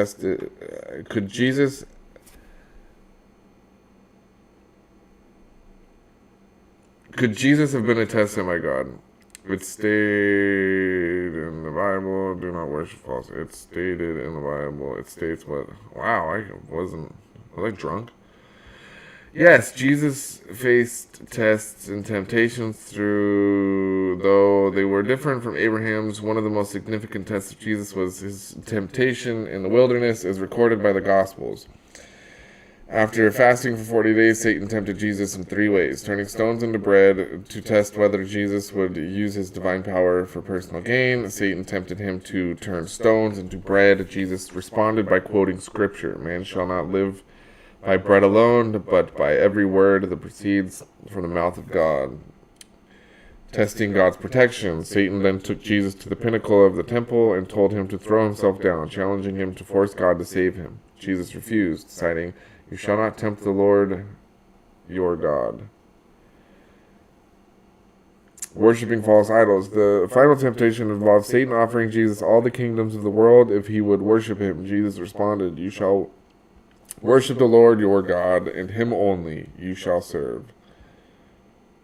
This third temptation is directly related to the commandment to avoid idolatry, which you mentioned. Jesus' rejection of Satan's offer affirmed his commitment to worshiping and serving only God, aligning with the commandment, "You shall have no other gods before me." And Jesus' entire life can be seen as a series of tests and obedience, culminating in his willing sacrifice on the cross, where he fully submitted to God's will for the salvation of humanity. So while his tests differed from Abraham's, they still involved complete trust and obedience to God. Which is weird. How do the Holy Trinity, I trust in myself. I wasn't asking about Jesus being tested. Could Jesus have been sent by God to test man? God asked Abraham to sacrifice his son, so obviously God was pretty okay with the idea of sacrificing his son. I see what you're getting at now. You're asking whether Jesus' mission could have been a test for humanity rather than Jesus being tested himself. That's an interesting question. In one sense, you could say that Jesus' presence on earth and his role as the Messiah was indeed a test for humanity, a test of faith, love, and recognition of the truth. God sending his son, Jesus was not just an act of salvation, but also a challenge to people's beliefs, values, and ability to recognize God's work. Consider a few ways this played out. Recognition of Jesus as the Messiah. Throughout his ministry, Jesus challenged people to recognize who he was, the Son of God. Some believed, while others rejected him, especially the religious leaders of the time. In that sense, Jesus tested people's ability to see and accept God's plan for salvation. The test of love and compassion. Jesus emphasized love, mercy, and caring for the marginalized. His teachings tested people's willingness to follow a path of selflessness, challenging societal norms about power, status, and religious authority. For example, his parable of the Good Samaritan tested people's understanding.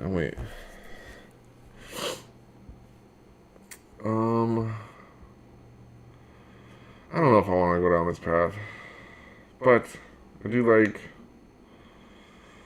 the marginalized. Let's see if we can find. I found some interesting. I hope it's in this one. I really do hope it's in this one. Constitutional powers and rights. I have so many of these things. It gets pretty wild. Opiate addiction, relapse rates. Is this it? No.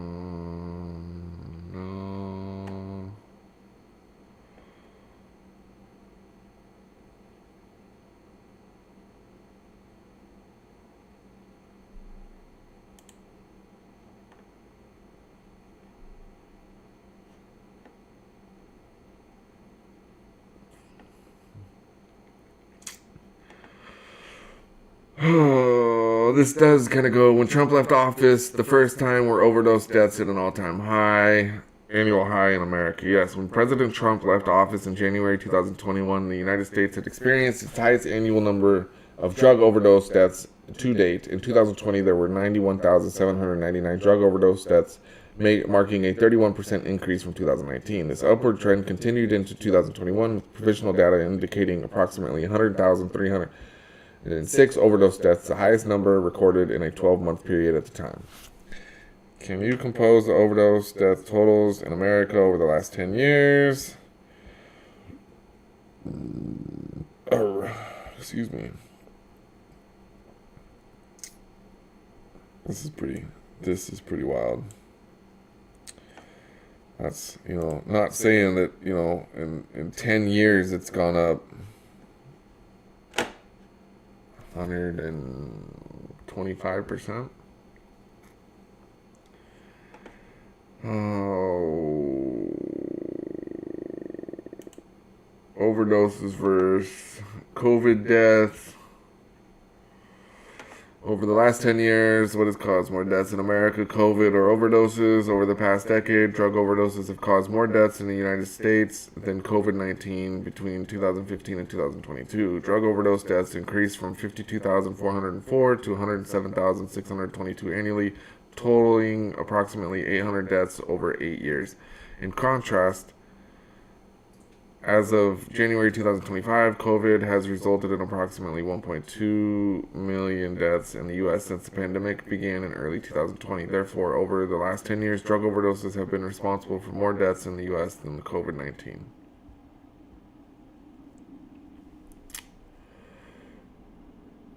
Did Biden leave the presidential office with the most American overdose deaths having occurred while he was president? Yes, during President Joe Biden's tenure from January 20th, 2021 to January 20th, 2025, the United States experienced the highest annual drug overdose death totals recorded up to that time. In 2021, there were over 108,000 overdose deaths, marking a record high. This number slightly decreased to approximately 107,000 in 2022. Preliminary data in 2023 indicated a further decline to around 93,000 overdose deaths. Therefore, the peak in annual overdose deaths occurred during the President Biden's administration. Did Trump sign an executive order today that reclassified drug cartels as a terrorist organization? Yes, on January 20th, 2025, President Donald Trump signed an executive order designating drug cartels as foreign terrorist organizations. This action aims to address the violence and drug trafficking associated with these groups. Greeps? Oh my God, the Greeps! The designation could lead to increased sanctions and legal actions against cartel members and their associates. However, it has raised concerns about potential militarized approaches and the complications for asylum seekers. Mexican President Claudia Sheinbaum, Sheinbaum, has rejected the possibility of U.S. military intervention in Mexico. Do drug cartels regularly use mules to transport drugs? Yes, drug cartels frequently use mules to transport drugs. A mule refers to a person who smuggles illegal substances across borders or within a country, often by concealing the drugs in vehicles, luggage, clothing, or even internally. Here are some methods and contexts. Common methods: body packing. Drugs are sealed in small packets and swallowed or inserted in body cavities. This method is highly dangerous due to the risk of a packet rupturing, which is,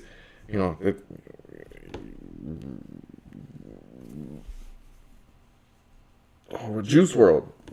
Reading that just reminds me of Juice World. You'll be walking through the airport and all of a sudden a packet that you have in your stomach, it almost seems as if, anyway. Concealed in vehicles. Drugs are hidden in secret compartments or disguised as legitimate cargo. Personal belongings. Mules may hide drugs in their luggage, shoes, or clothing. Commercial transport. Cartels sometimes use truck drivers, airline personnel, or shipping containers to transport large quantities. Who becomes a mule? Desperation. Many mules are economically disadvantaged individuals coerced or incentivized by cartels with promises of significant payments. Coercion and threats. Some are forced under duress, including threats to their families. Ignorance. In some cases, individuals are unaware they are transporting drugs. Unwitting couriers with altered luggage. Unwitting? Unwilling? Unwitting. I don't know. Scale and impact. While individual mules are often caught at borders or airports, cartels also rely on more sophisticated methods such as drones, tunnels, or semi-submersible boats for large-scale smuggling. However, mules remain an integral part of their operation due to their low cost and expendability. That's pretty crazy. You talk to any Democrat, they'll say, "Hey, it's Americans bringing the drugs across the board. That's where the problem is." All right, well, cool. Let's just say right here, boom. All right, so why are there so many desperate Americans, especially coming out of a democratically held office? Our economy's doing good. Okay, so are they being threatened? It is some of the worst talking points I've seen when it comes to this. And then I'm trying to find a thread that I have on here where the next thing that Democrats will say is that the best way to combat the addiction problem in America, the overdose death problem, is you put them in treatment. You need to take the people, and as long as there's people that want to do drugs, there's always going to be a problem in America, because it's let's not cut the supply off. If I want to eat salmon and you take away all my salmon, I'm not going to be able to eat salmon anymore. It's just that simple. Why is there such a huge effort made year in and year out to conserve the salmon population? Because if the supply runs out and we no longer have the supply, then we no longer can eat salmon, right? So if we have a drug problem in this country, the best way to remove it is you attack the supply, right? Why did California run out of water? Because they wanted to preserve the fish. There was a bill that wasn't passed because of some fish. Because once things run out, or you no longer have a supply, you cannot then use it. So treatment is probably one of the dumbest answers I can think of when it comes to combating the overdose deaths in America. And not only that, but 40 to 60% of people who enter a treatment facility are going to relapse. 40 to 60% of overdoses happen in a relapse. Which is really, really interesting. So it's they're willing, so we're going to put them in treatment. The Democrats are willing to sacrifice 40 to 60% of the American addict population, which just goes to show exactly how I think, politically negligent that party is. You know, they stood by, they did nothing while profits soared in this country. Not only did the profits go up, but the prices of the goods. So we directly paid for a 700% increase with the number one egg producer. Like we gave them that much more money while they were impacted little to none. I just don't see how the Democrats can recover. Like I don't. They want to focus more on the trans issues while this shit went on their watch. And I don't. Yeah, it's just a shame. It is really a shame. Well, maybe it's not a shame. It's not a shame. I take that back. You guys are doing great. Don't change a thing. And I'm not even a Republican. I support neither party. If you want to go down the laundry list of fucking bullshit that both of them pull, which I think is really something that needs to be discussed more in this country. How is opium used to attack China? Because, I mean, there's no way that fentanyl is an attack on the American people. What is hopping here? We turn it down. Oh, no.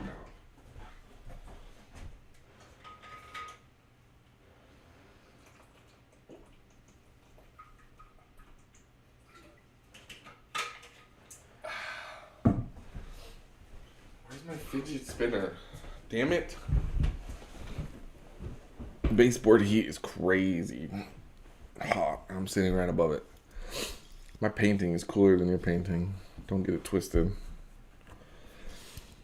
Opium wars. Let's have fun with this. Opium was used as a weapon against China primarily during the 19th century in what became known as the Opium Wars. Here's how. The background. Opium trade. British traders primarily... I need to remember to breathe. British traders, primarily through the British East India Company, cultivated opium in British-controlled India and smuggled it into China. By the late 1700s and early 1800s, opium addiction had become widespread in China, leading to social and economic problems. Trade imbalance. European nations, especially Britain, wanted Chinese goods like tea, silk, and porcelain. However, China had little interest in European goods, leading to a trade deficit. Opium became the solution as it created a demand that drained China's silver reserves. Which I just wonder if you can make the same. How much stuff were we getting from the country south of us? I'm not just gonna say Mexico, but like when it comes to it, like would there be a trade deficit if we weren't importing copious amounts of fucking illegal substances every year? I don't even know what the trade deficit is, but anyway, the impact, economic drain. The widespread addiction to opium led to a significant outflow of silver from China, weakening its economy. Social disruption. Opium addiction caused widespread social issues, harming the population's health and productivity. Corruption. The trade undermined local governance as officials were bribed to allow opium trade to continue. So, like this one really is interesting to me because I think without immigration, where would our economy be? Like how productive would we be as a society if we didn't have a steady flow of people to replace the people dying? Like that is...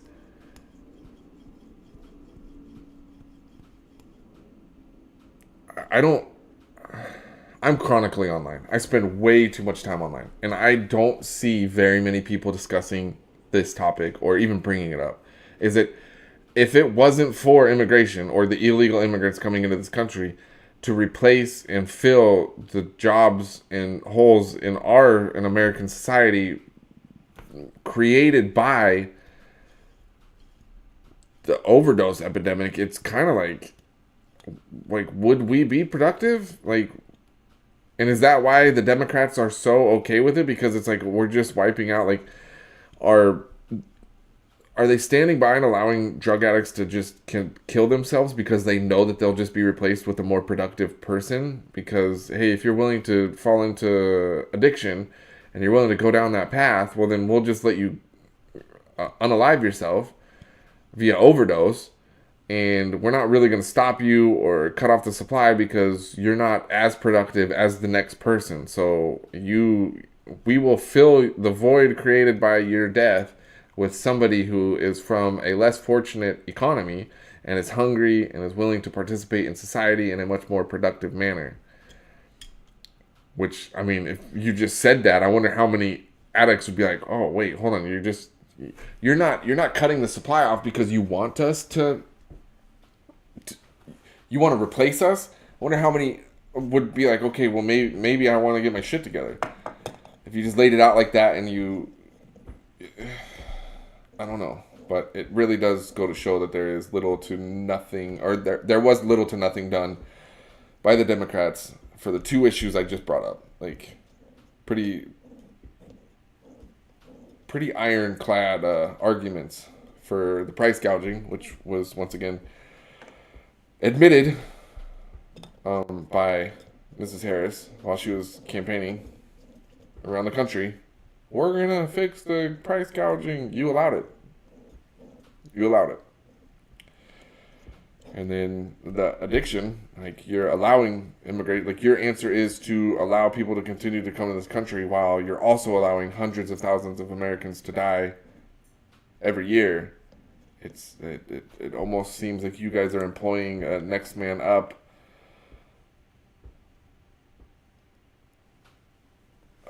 approach. Like, you don't really give a shit about lower class Americans because they can be replaced with lower class immigrants that are loyalists. Military aggression, Opium Wars. First Opium War, 1839 to 1842, when the Chinese government tried to suppress the opium trade, famously destroying a large shipment in 1839. Britain launched a military campaign to force China to allow the trade. Second Opium War, 1856 to 1860. Britain, joined by France, again used military force to press for greater trade rights, including the legalization of opium and the expansion of foreign influence in China. The result, unequal treaties. China was forced to sign treaties such as the Treaty of Nanking, I hope I said that right, 1842, and the Treaty of Tianjin, 1858, which ceded territories like Hong Kong to Britain, opened ports to foreign trade, and granted extraterritorial rights to foreigners. Weakened sovereignty. These treaties severely weakened China's sovereignty and contributed to the century of humiliation during which China was subjected to foreign domination and internal strife. Strategic use of opium. I would like to know, like, how China, like, it's almost worth learning Chinese just to learn how they teach that in their country. Strategic use of opium. The British effectively weaponized opium to weaken China, both socially and economically, and when China resisted, they used military force to secure their interests. This exploitation marked one of the darker chapters of colonial history. How many TV shows have depicted narco groups successfully getting elected officials into government positions? Ooh, that's a fun little twist. Many TV shows, particularly those focused on crime, political drama, or the narco genre, have depicted drug cartels or narco groups successfully infiltrating government institutions by manipulating or placing elected officials. While it's hard to count every single show that includes this theme, here's a rundown of some notable examples. That's not at all what I was looking. Breaking Bad, Ozarks, The Wire, like, it's like these are the one. Like, I think this is the one. A family laundering money for a cartel. Example: politicians and local figures are influenced or bribed to facilitate the cartel's operations. All right, so it's romanticized in video form in America. Pretty easy to recurring themes across shows: bribery and coercion. Politicians are shown taking money or being blackmailed. Narco politicians, cartels planting their own candidates in elections. Collusion, officials and law enforcement turning a blind eye in exchange for favors. Assassination or intimidation. If bribery doesn't work, force is often used to control officials. These shows highlight a grim reality in many real-life narco-dominated regions. The lines between criminal organization and political power are disturbingly thin. Who are some of the most notorious narco-politicians ever around the world? Several individuals around the world have become infamous as narco-politicians, political figures. What political figures with direct ties to drug cartels, either through corruption, collaboration, or direct involvement in the drug trades. Here's a list of some of the most notorious figures. Pablo Escobar, Colombia. Role: Medellin cartel leader, Colombian congressman, 1982-1983. Notoriety: Escobar used his wealth from cocaine trafficking to build a Robin Hood-like image and was elected as an alternate member of Colombia's Congress. However, his political ambitions ended after his ties to the drug trade were exposed. Jose Luis Abarca, I hope I said that right. Role: Mayor of Iguala, Mexico, 2012-2014. Notoriety tied to the Abarca was implicated in the 2014 disappearance of 43 students from Ayotzinapa, a case that shocked the world. Alvaro Uribe. Role: President of Colombia, 2002-2010. Notoriety: while never directly proven, Uribe has faced numerous allegations of ties to paramilitary groups and drug traffickers. Declassified U.S. documents suggested his connection with the Medellin cartel during his earlier political career. Javier Duarte. Role: Governor of Veracruz, Mexico, 2010-2016. Notoriety: Duarte was convicted of embezzlement and money laundering with strong evidence linking him to drug cartels operating in Veracruz. Raul Salinas de Gortari, brother of Mexican President Carlos Salinas. Notoriety: accused of laundering millions of dollars from drug cartels. Raul was a symbol of political corruption in Mexico. A lot of places south of us, no, I guess that was Latin America. Okay, I didn't. Asia. Thaksin Shinawatra. Role: Prime Minister of Thailand, 2001-2006. All right. Notoriety: his government launched a war on drugs campaign, which thousands of suspected drug dealers were extrajudiciously killed. Critics have alleged that his administration benefited financially from drug trafficking networks. The Caribbean, Manuel Noriega. Oh, I've never heard of that guy. Who was him? Panama. Role: military dictator of Panama, 1983-1989. Notoriety: Noriega was a key player in cocaine trafficking, facilitating the Medellin cartel's operations while serving as a CIA informant. He was eventually captured by the U.S. and convicted of drug trafficking. That's cool. They build him up, just tear him down. Good job. You always know who's in power if you're the one that put him there. Vladimir Montesinos, Peru. Role: head of Peru's intelligence service under President Alberto Fujimori. Notoriety: allegedly facilitated drug trafficking by working with cartels and selling arms to guerrilla groups involved in the cocaine trade. West Africa, Guinea-Bissau. Role: leaders and often referred to as a narco state. The country's military and political elite have been accused of using the state as a hub for cocaine smuggling between South America and Europe. Figures like Antonio Injay and former army chief have faced distinctions for narco trafficking. Barry Seal, United States. We've only had one. We're the number one destination. We're the number one destination for some really fucked up shit in this country, honestly. The first one I'm going to say first because I really do feel like it needs to be addressed before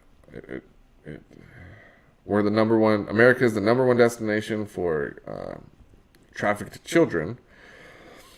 And we are also, I believe, or we were, I'm pretty sure we will always be, the number one consumer of illegal drugs. So there's just two things. Like, out of all the lists that we can be number one on, it's not... like, we're not number one in... Or we're number one in military spending. We're number one in... I'm just trying to think. IQ, of course. We're the smartest. You can tell. I don't even need to look up the statistics. We're the smartest because we do the most drugs. Those things go hand in hand. Barry Seal, Louisiana, USA. Role: drug smuggler turned informant linked to U.S. politics. Yeah, so he's linked. He's not even in. So with how corrupt our government is, and look at this. Like, you can find an example for everywhere. I would imagine everywhere, but the U.S. is like, oh no, we don't have anybody connected in our government. Like, that's the one thing we don't do. All right. While not an elected official, Seal's operation intersected with various covert U.S. government activities, including the Iran-Contra affair, showing how drug money and politics can intertwine. Whatever. Key patterns. Collusion. Many narco-politicians act as enablers, providing political protection to traffickers. State capture. In some cases, entire states become controlled by narco-politics. Fall from grace. Few remain untouchable forever. Most notorious narco-politicians face legal action or violent reprisals. These figures reflect the complex interplay between political power and organized crime, often with devastating consequences for their nations. Has America ever had a suspected narco-politician? While the United States has not had a politician with the same level of direct publicized ties to drug cartels as in some other countries, there have been allegations and suspicions about politicians being connected to or benefiting from drug trafficking. Here are some notable cases or allegations. We already did Rick Renzi, Arizona congressman. Rick Renzi, a Republican congressman from Arizona, 2003-2009. What happened? Although Renzi was convicted on corruption charges unrelated to drug trafficking, his name appeared in investigations into smuggling operations along the U.S.-Mexico border. While no direct ties to cartels were proven, his district was a known hotspot for trafficking activities, raising questions about local political complicity.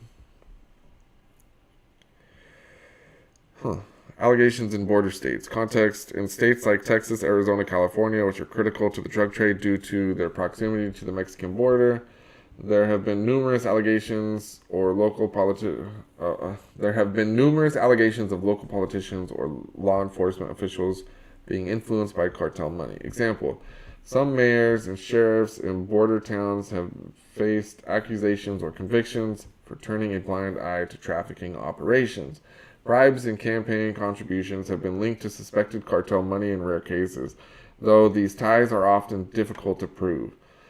State-level corruption cases. Leland Yee, California State Senator. Convicted of arms trafficking and corruption in 2015, Leland Yee's case involved criminal syndicates but did not directly tie him to drug cartels. It highlighted how politicians can become entangled in organized crime. Speculative theories.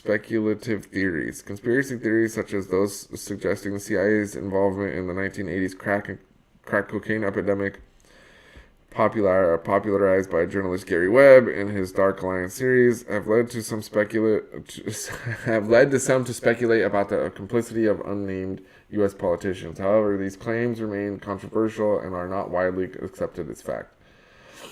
Why the U.S. has few narco politicians. Robust oversight. U.S. institutions, while not immune to corruption, have more checks and balances compared to countries where narco politics is rampant. Indirect involvement. In cases where drug money intersects with politics, it is often through indirect or covert means, such as campaign contributions from individuals tied to organized crime rather than overt ties to cartels.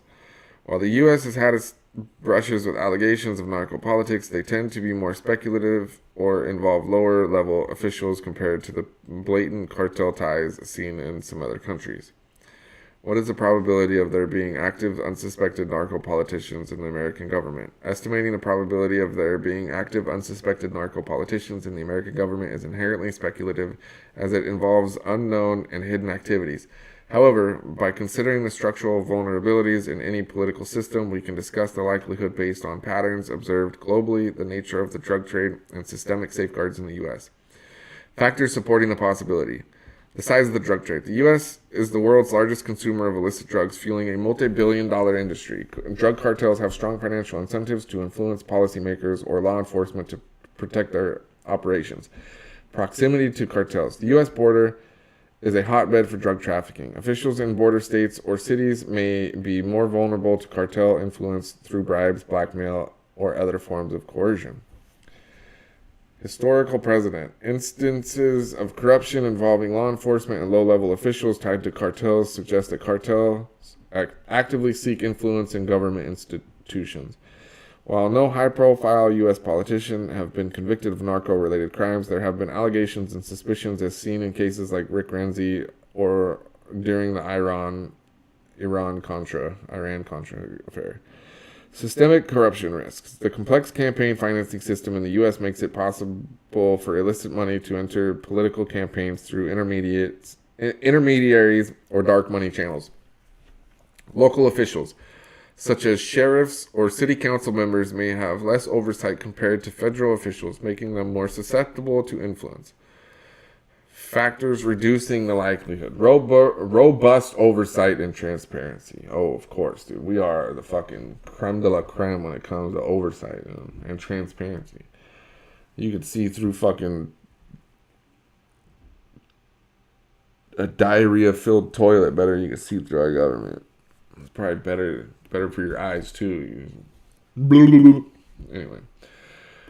U.S. institutions, including the FBI, DEA, and independent journalism, actively investigate political corruption, making it harder for narco ties to remain hidden. Strict disclosure laws for campaign contributions and ethics committees reduce the chances of undetected financial ties to cartels. High risk of exposure. The U.S. legal and political systems incentivize whistleblowing. A politician with ties to cartels would risk exposure from rivals, journalists, or even members of their inner circle. That's not. I mean, if you're in that world, there's no way that they're just like one party. I mean, that's like how many corporations in America have donated to both parties? Like the risk of being found out because by one party or a rival, it's like it doesn't matter who gets your place, you just pay them too. Limited need for direct influence. Cartels may find it easier to influence policy indirectly by targeting law enforcement, judiciary, or financial institutions rather than trying to infiltrate high-level politics. Likelihood by level of government. Local level, higher risk. City officials, county sheriffs, and judges in border regions may be more vulnerable due to direct exposure to cartel activity and lower oversight. State and federal levels, lower risk. At higher levels of government, greater scrutiny and less direct interaction with trafficking operations make it less likely for narco influence to go undetected. Rough probability estimate. While impossible to quantify exactly the probability of active, unsuspected narco politicians in the U.S. government, it is likely low at the federal level, but moderate to high at local levels, particularly in regions heavily impacted by the drug trade. This aligns with the global patterns where cartels tend to exploit weaker links in governance. Key takeaways. The U.S. system's transparency and oversight mechanisms make it challenging for major narco-political figures to operate undetected at the national level. However, vulnerabilities exist particularly at the local level where oversight is less stringent and cartel influence could remain hidden longer.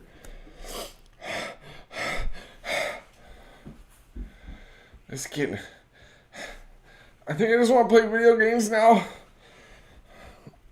And for the record, I am all for, like, I would much rather the cartels take over the big pharma.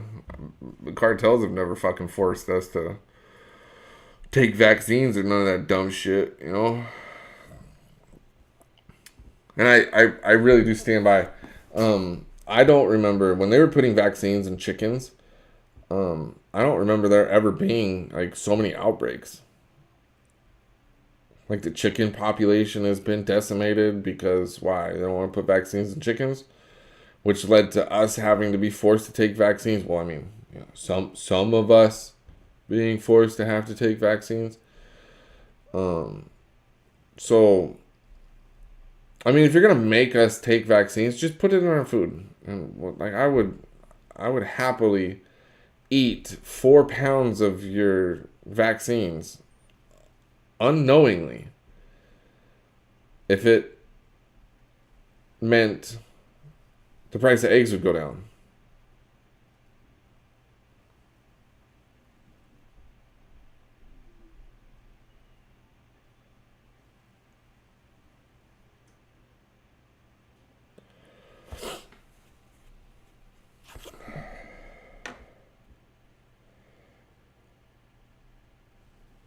just hit me. The price of eggs is 100% the fault of anti-vaxxers. Where the people are like, don't harm the chickens. Put steroids in them. All of it. All the chicken breasts, the chicken thighs. Juice the fucking shit out of the chickens. And with steroids, would it be HGH? CGH. Chicken growth hormone? Dude, fucking bully those bitches up, dude. It is impossible to. Is it possible to have narco politicians at high levels of American government now? I don't think I read that. Oh, key takeaways: the U.S. system's transparency and oversight. The U.S. system's transparency and oversight mechanisms make it challenging for major narco political figures to operate undetected at the national level. However, vulnerabilities exist, particularly at the local level, where oversight is less stringent and cartel influence could remain hidden longer. Oh, I did read that. Well, look at me go. Me swim with the fishes, sir.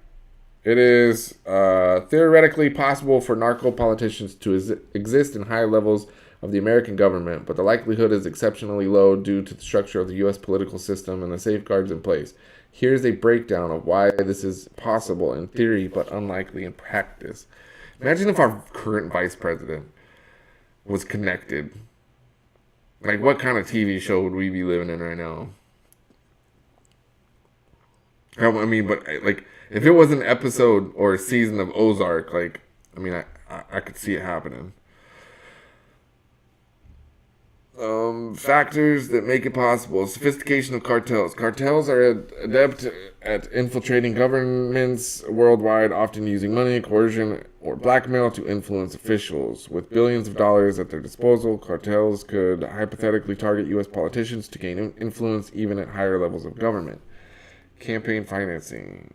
Loopholes. Ooh, we're going to go to the loopy holes. All right, the U.S. campaign. The U.S. campaign finance system has vulnerabilities such as dark money, channels, and super PACs, where the source of funding isn't always transparent. Cartel money could theoretically filter into campaigns through these channels. Human nature and corruption. No system is entirely immune to corruption. Politicians, even at high levels, may be susceptible to bribes, blackmail, or covert alliances if the incentives are significant enough. Oh boy. I hope my ear hairs aren't showing. I don't even know what I just felt. Oh yeah. History of allegations.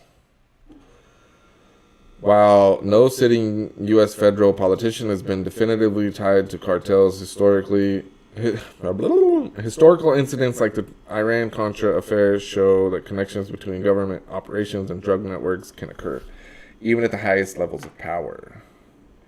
Why it's unlikely, right here, the oversight and investigation. Wait, did we already read this? What the fuck? Agencies like the FBI, DEA, and IRS closely monitor politicians for signs of corruption and illegal activity. They do such a good job. Yeah, I don't fucking... Whistleblower culture. Yes, alright. So it worked so well for Boeing, right? We fucking protect our whistleblowers, dude. The U.S. political and legal systems encourage whistleblowing. If a high-level politician were connected to cartels, it's likely that rivals investigative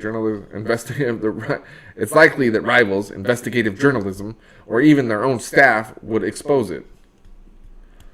High risk of exposure. Being tied to cartels would be political and career suicide in the U.S. The risk of discovery through law enforcement, media, or political opponents is extremely high.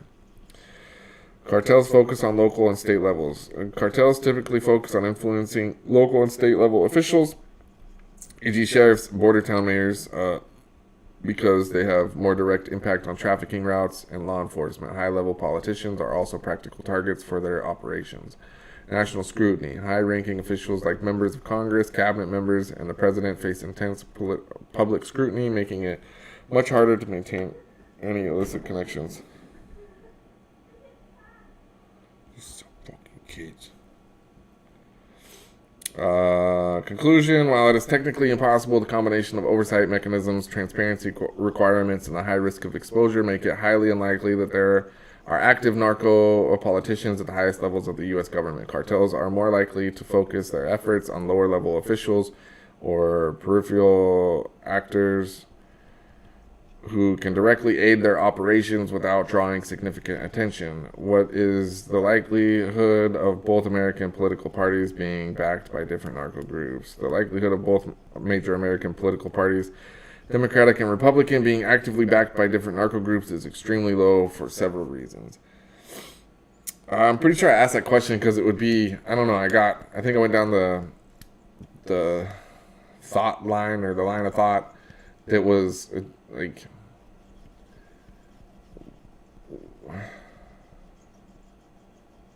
yeah, anyway, I mean, it's pretty self-explanatory. Not so much backed. Like, I don't think like one is, it's not like Crips and Bloods, you know, like the Democrats. Like, maybe that's where I was going. So, and I'm an idiot. This is why I just read. It's better if I just read. I just need to read. Why it's highly unlikely. Okay, we already said that I'm an idiot for asking. Hypothetical scenarios where it could occur. Indirect influence via local officials. Narco groups could back local politicians affiliated with either party who influence regional or state level decisions affecting cartel operations.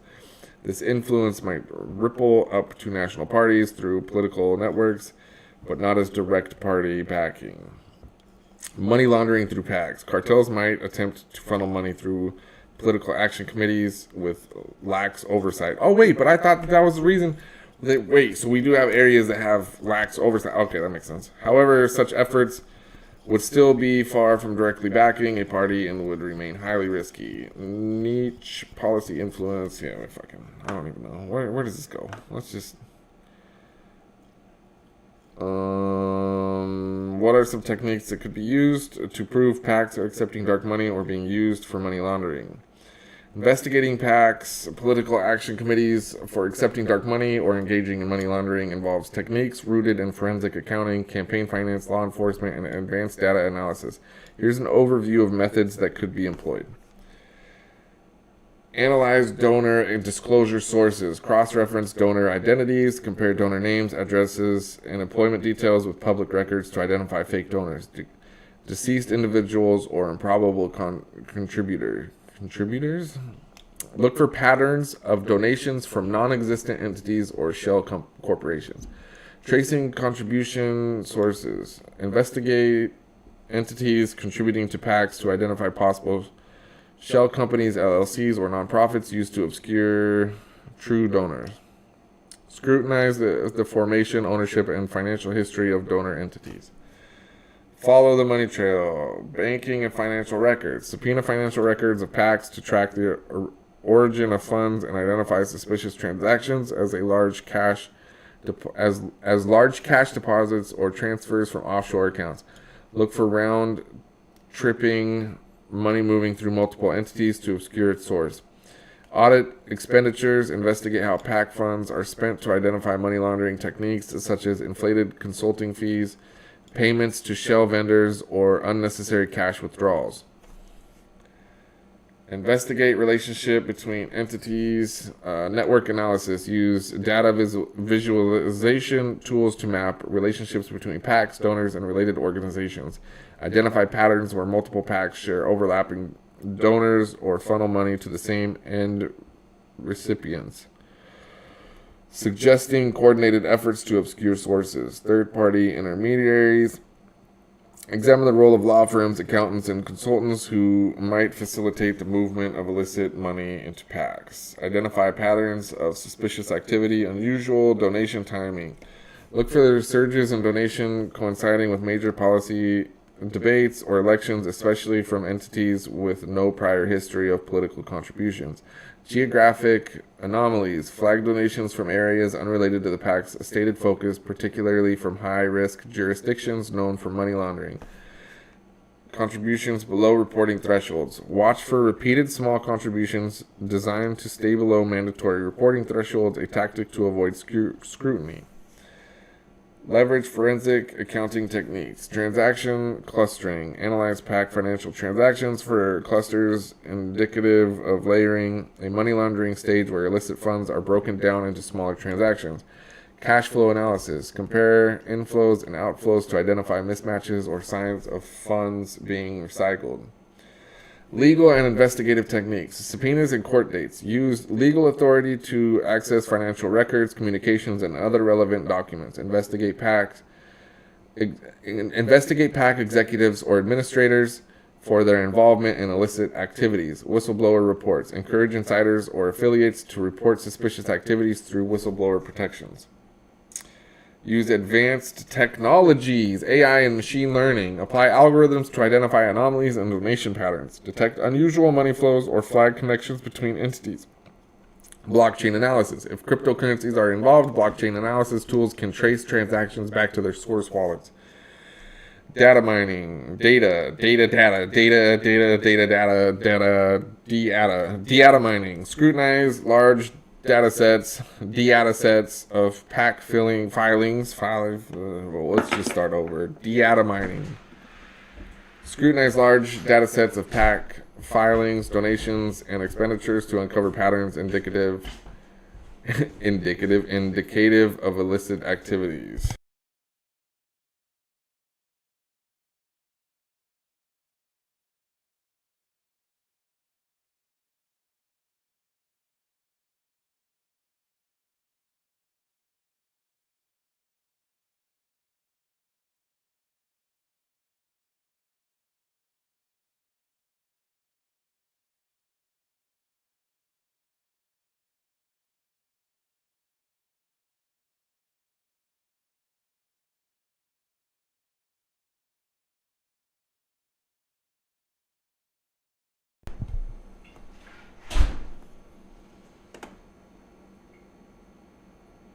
Collaborate with other agencies, IRS and Treasury. Collaborate with agencies like the IRS to verify whether donor entities have legitimate business operations and reported income consistent with their contributions. International cooperation. Work with foreign governments and financial institutions to trace cross-border transactions that may involve offshore entities. Key indicators of dark money or laundering, donations from anonymous or unverifiable sources, contributors funneled through multiple intermediaries, unusual concentration of funds through a single entity or region, expenditures that seem excessive, unjustified, or directed to unknown vendors, evidence of layering or round-tripping funds. Challenges. Legal loopholes. Current laws allow certain donors to remain anonymous, making detection harder. Sophistication of schemes. Advanced money laundering techniques can obscure true origins of funds. Resource constraints. Investigations are resource intensive and require specialized expertise. By combining these investigative techniques with enhanced regulations and technological tools, it becomes possible to uncover PACs involved in accepting dark money or facilitating money laundering. Can you estimate how much money was donated in the last presidential election process? Estimating the exact amount of dark money donated during the 2024 U.S. presidential election is challenging due to the inherent lack of transparency in such contributions. However, available data provides some insights. Record-breaking outside spending. The 2024 presidential race saw outside spending exceed $2 billion, marking it as the most expensive U.S. election in history, even when adjusted for inflation. Significant dark money contributions. Reports indicate that nearly $220 million from dark money nonprofits flowed into super PACs during the presidential race. Influence of wealthy donors. The 2024 election was notably shaped by the unprecedented influence of wealthy donors and dark money, a level of involvement that would have been illegal before the Supreme Court's Citizen United decision. While these figures provide a glimpse into the financial landscape of the 2024 election, the true total of dark money contributions remain undisclosed due to the very nature of such funding. Can you estimate what percentage of the political donations came from the 2020 presidential election?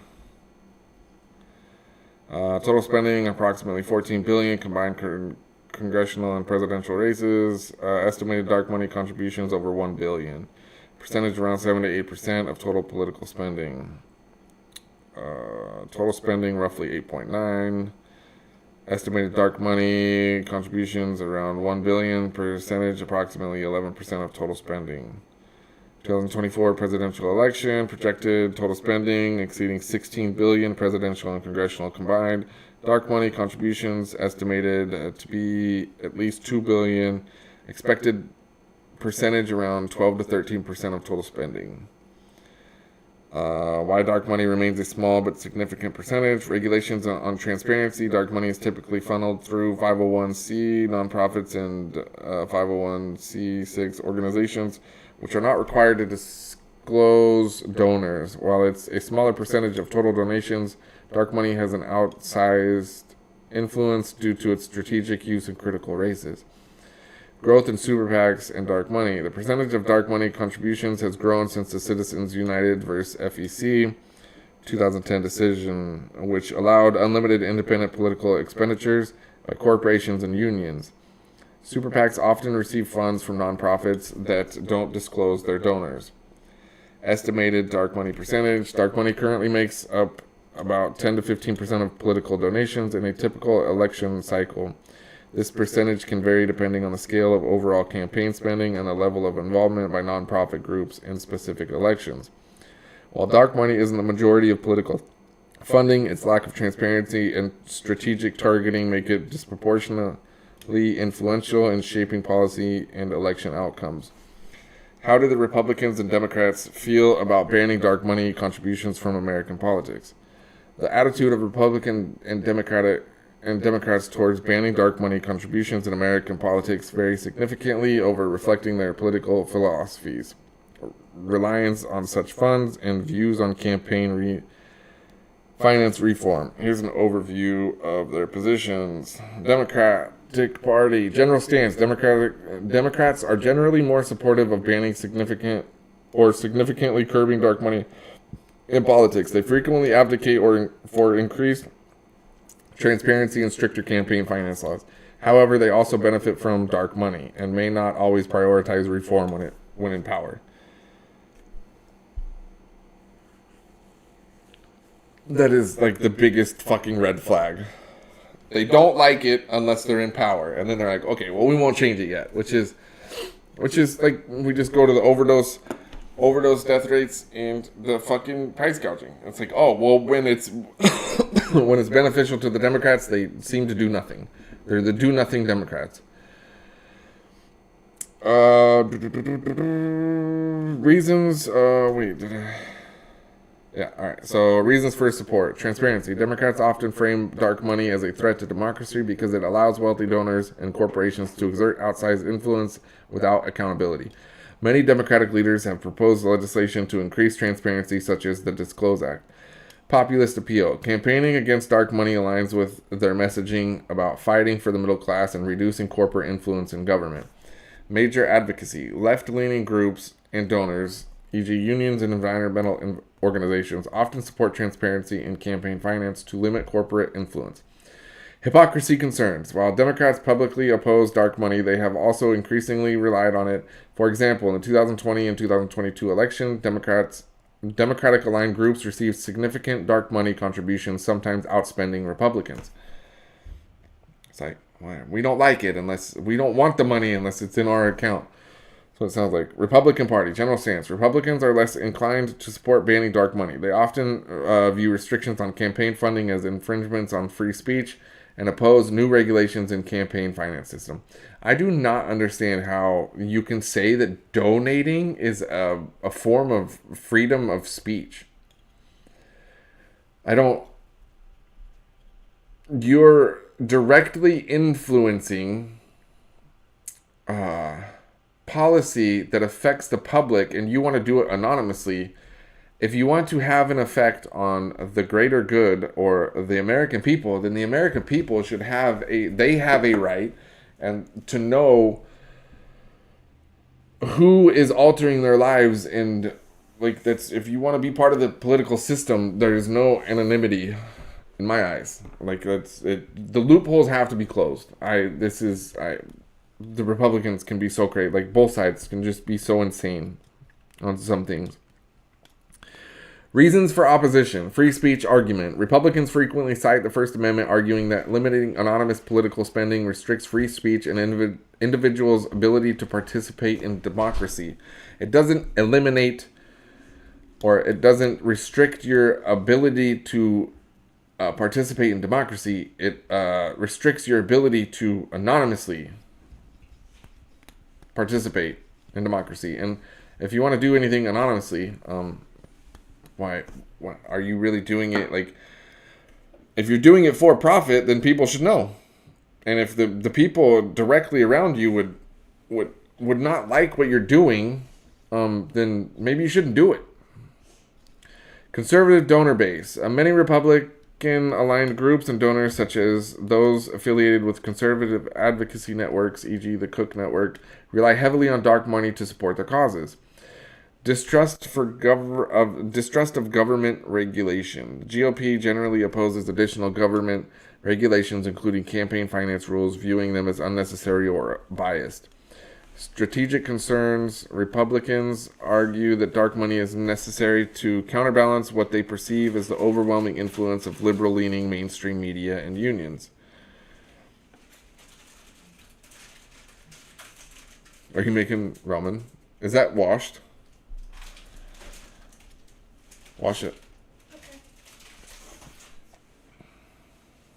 Here, just wait. I'll make you lunch here in a second. I'm just going to finish this. I have a couple more things to read, and then I will shut this down, and we can watch racing and make lunch. Sound good? Okay. Areas of bipartisanship. Public sentiment. Polls show broad bipartisan support among the American public for banning or limiting dark money, as many voters believe it corrupts politics and undermines democracy. Legislative attempts. Bills like the Disclose Act have seen some bipartisan interest through Jesus Christ. Bills like the Disclose Act have seen some bipartisan interest, though they've generally been blocked by Republican-led opposition in Congress. Efforts to limit foreign influence in campaign financing have garnered limited bipartisan support. Key legislative and political realities. Disclose Act. Democrats have repeatedly introduced this bill to require greater transparency in campaign funding. It has consistently been blocked in the Senate, typically by Republican filibusters. Republicans argue the bill unfairly targets their donors and limits free speech rights.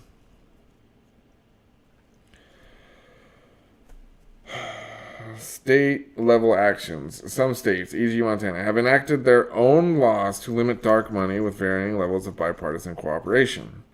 Conclusion. Democrats generally support banning dark money, citing the need for transparency and reducing corporate influence, but they still benefit from and use dark money extensively.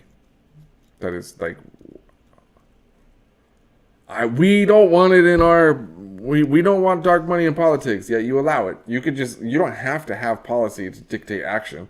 If you don't want something, you could, and this is why just government or politics is just bullshit in general. If you don't want to do something as a group, as a political party, then don't do it. Don't allow it. You can step up and be like, hey, it's not dictated by policy or regulation or legislation in this country. But we are going to lead by example, so we are not going to allow dark money. No, it's the opposite. You guys fucking outspent the Republicans, and you received more dark money in the last presidential election, while also saying we need to get rid of dark money. Republicans oppose banning dark money, framing it as free speech issue and a necessary counterweight to liberal advocacy groups, but face criticism for enabling opaque funding. Both parties have reasons to maintain the status quo, as dark money plays a critical role in modern elections, despite public outcry and bipartisan voter demand for reform. So, this is a really good issue. Does it benefit the American people to keep things as is? No. Does it benefit the American people for donors to be allowed to keep anonymity? No, it doesn't. Does it benefit the American people for the Democrats to allow to continue to receive dark money? No, it doesn't. So that's what like policy should be driven by. Is it good for the people? If it's not good for the people, then we need to fix it. Like that, it's that simple. I don't care about your anonymity. We will not. America should not be dictated by a few. If you want to donate and you want to influence policy and legislation, then we get to know. We have every right to know. Free speech is not, you don't get to say whatever you want anonymously. And spending money is not a protected act, I would say, by the Constitution. It's not a form of free speech. No, not even close. I don't think money has anything to do with one's right to free speech. Unless it's building a giant sign in front of your house that says, I donate money to the government anonymously.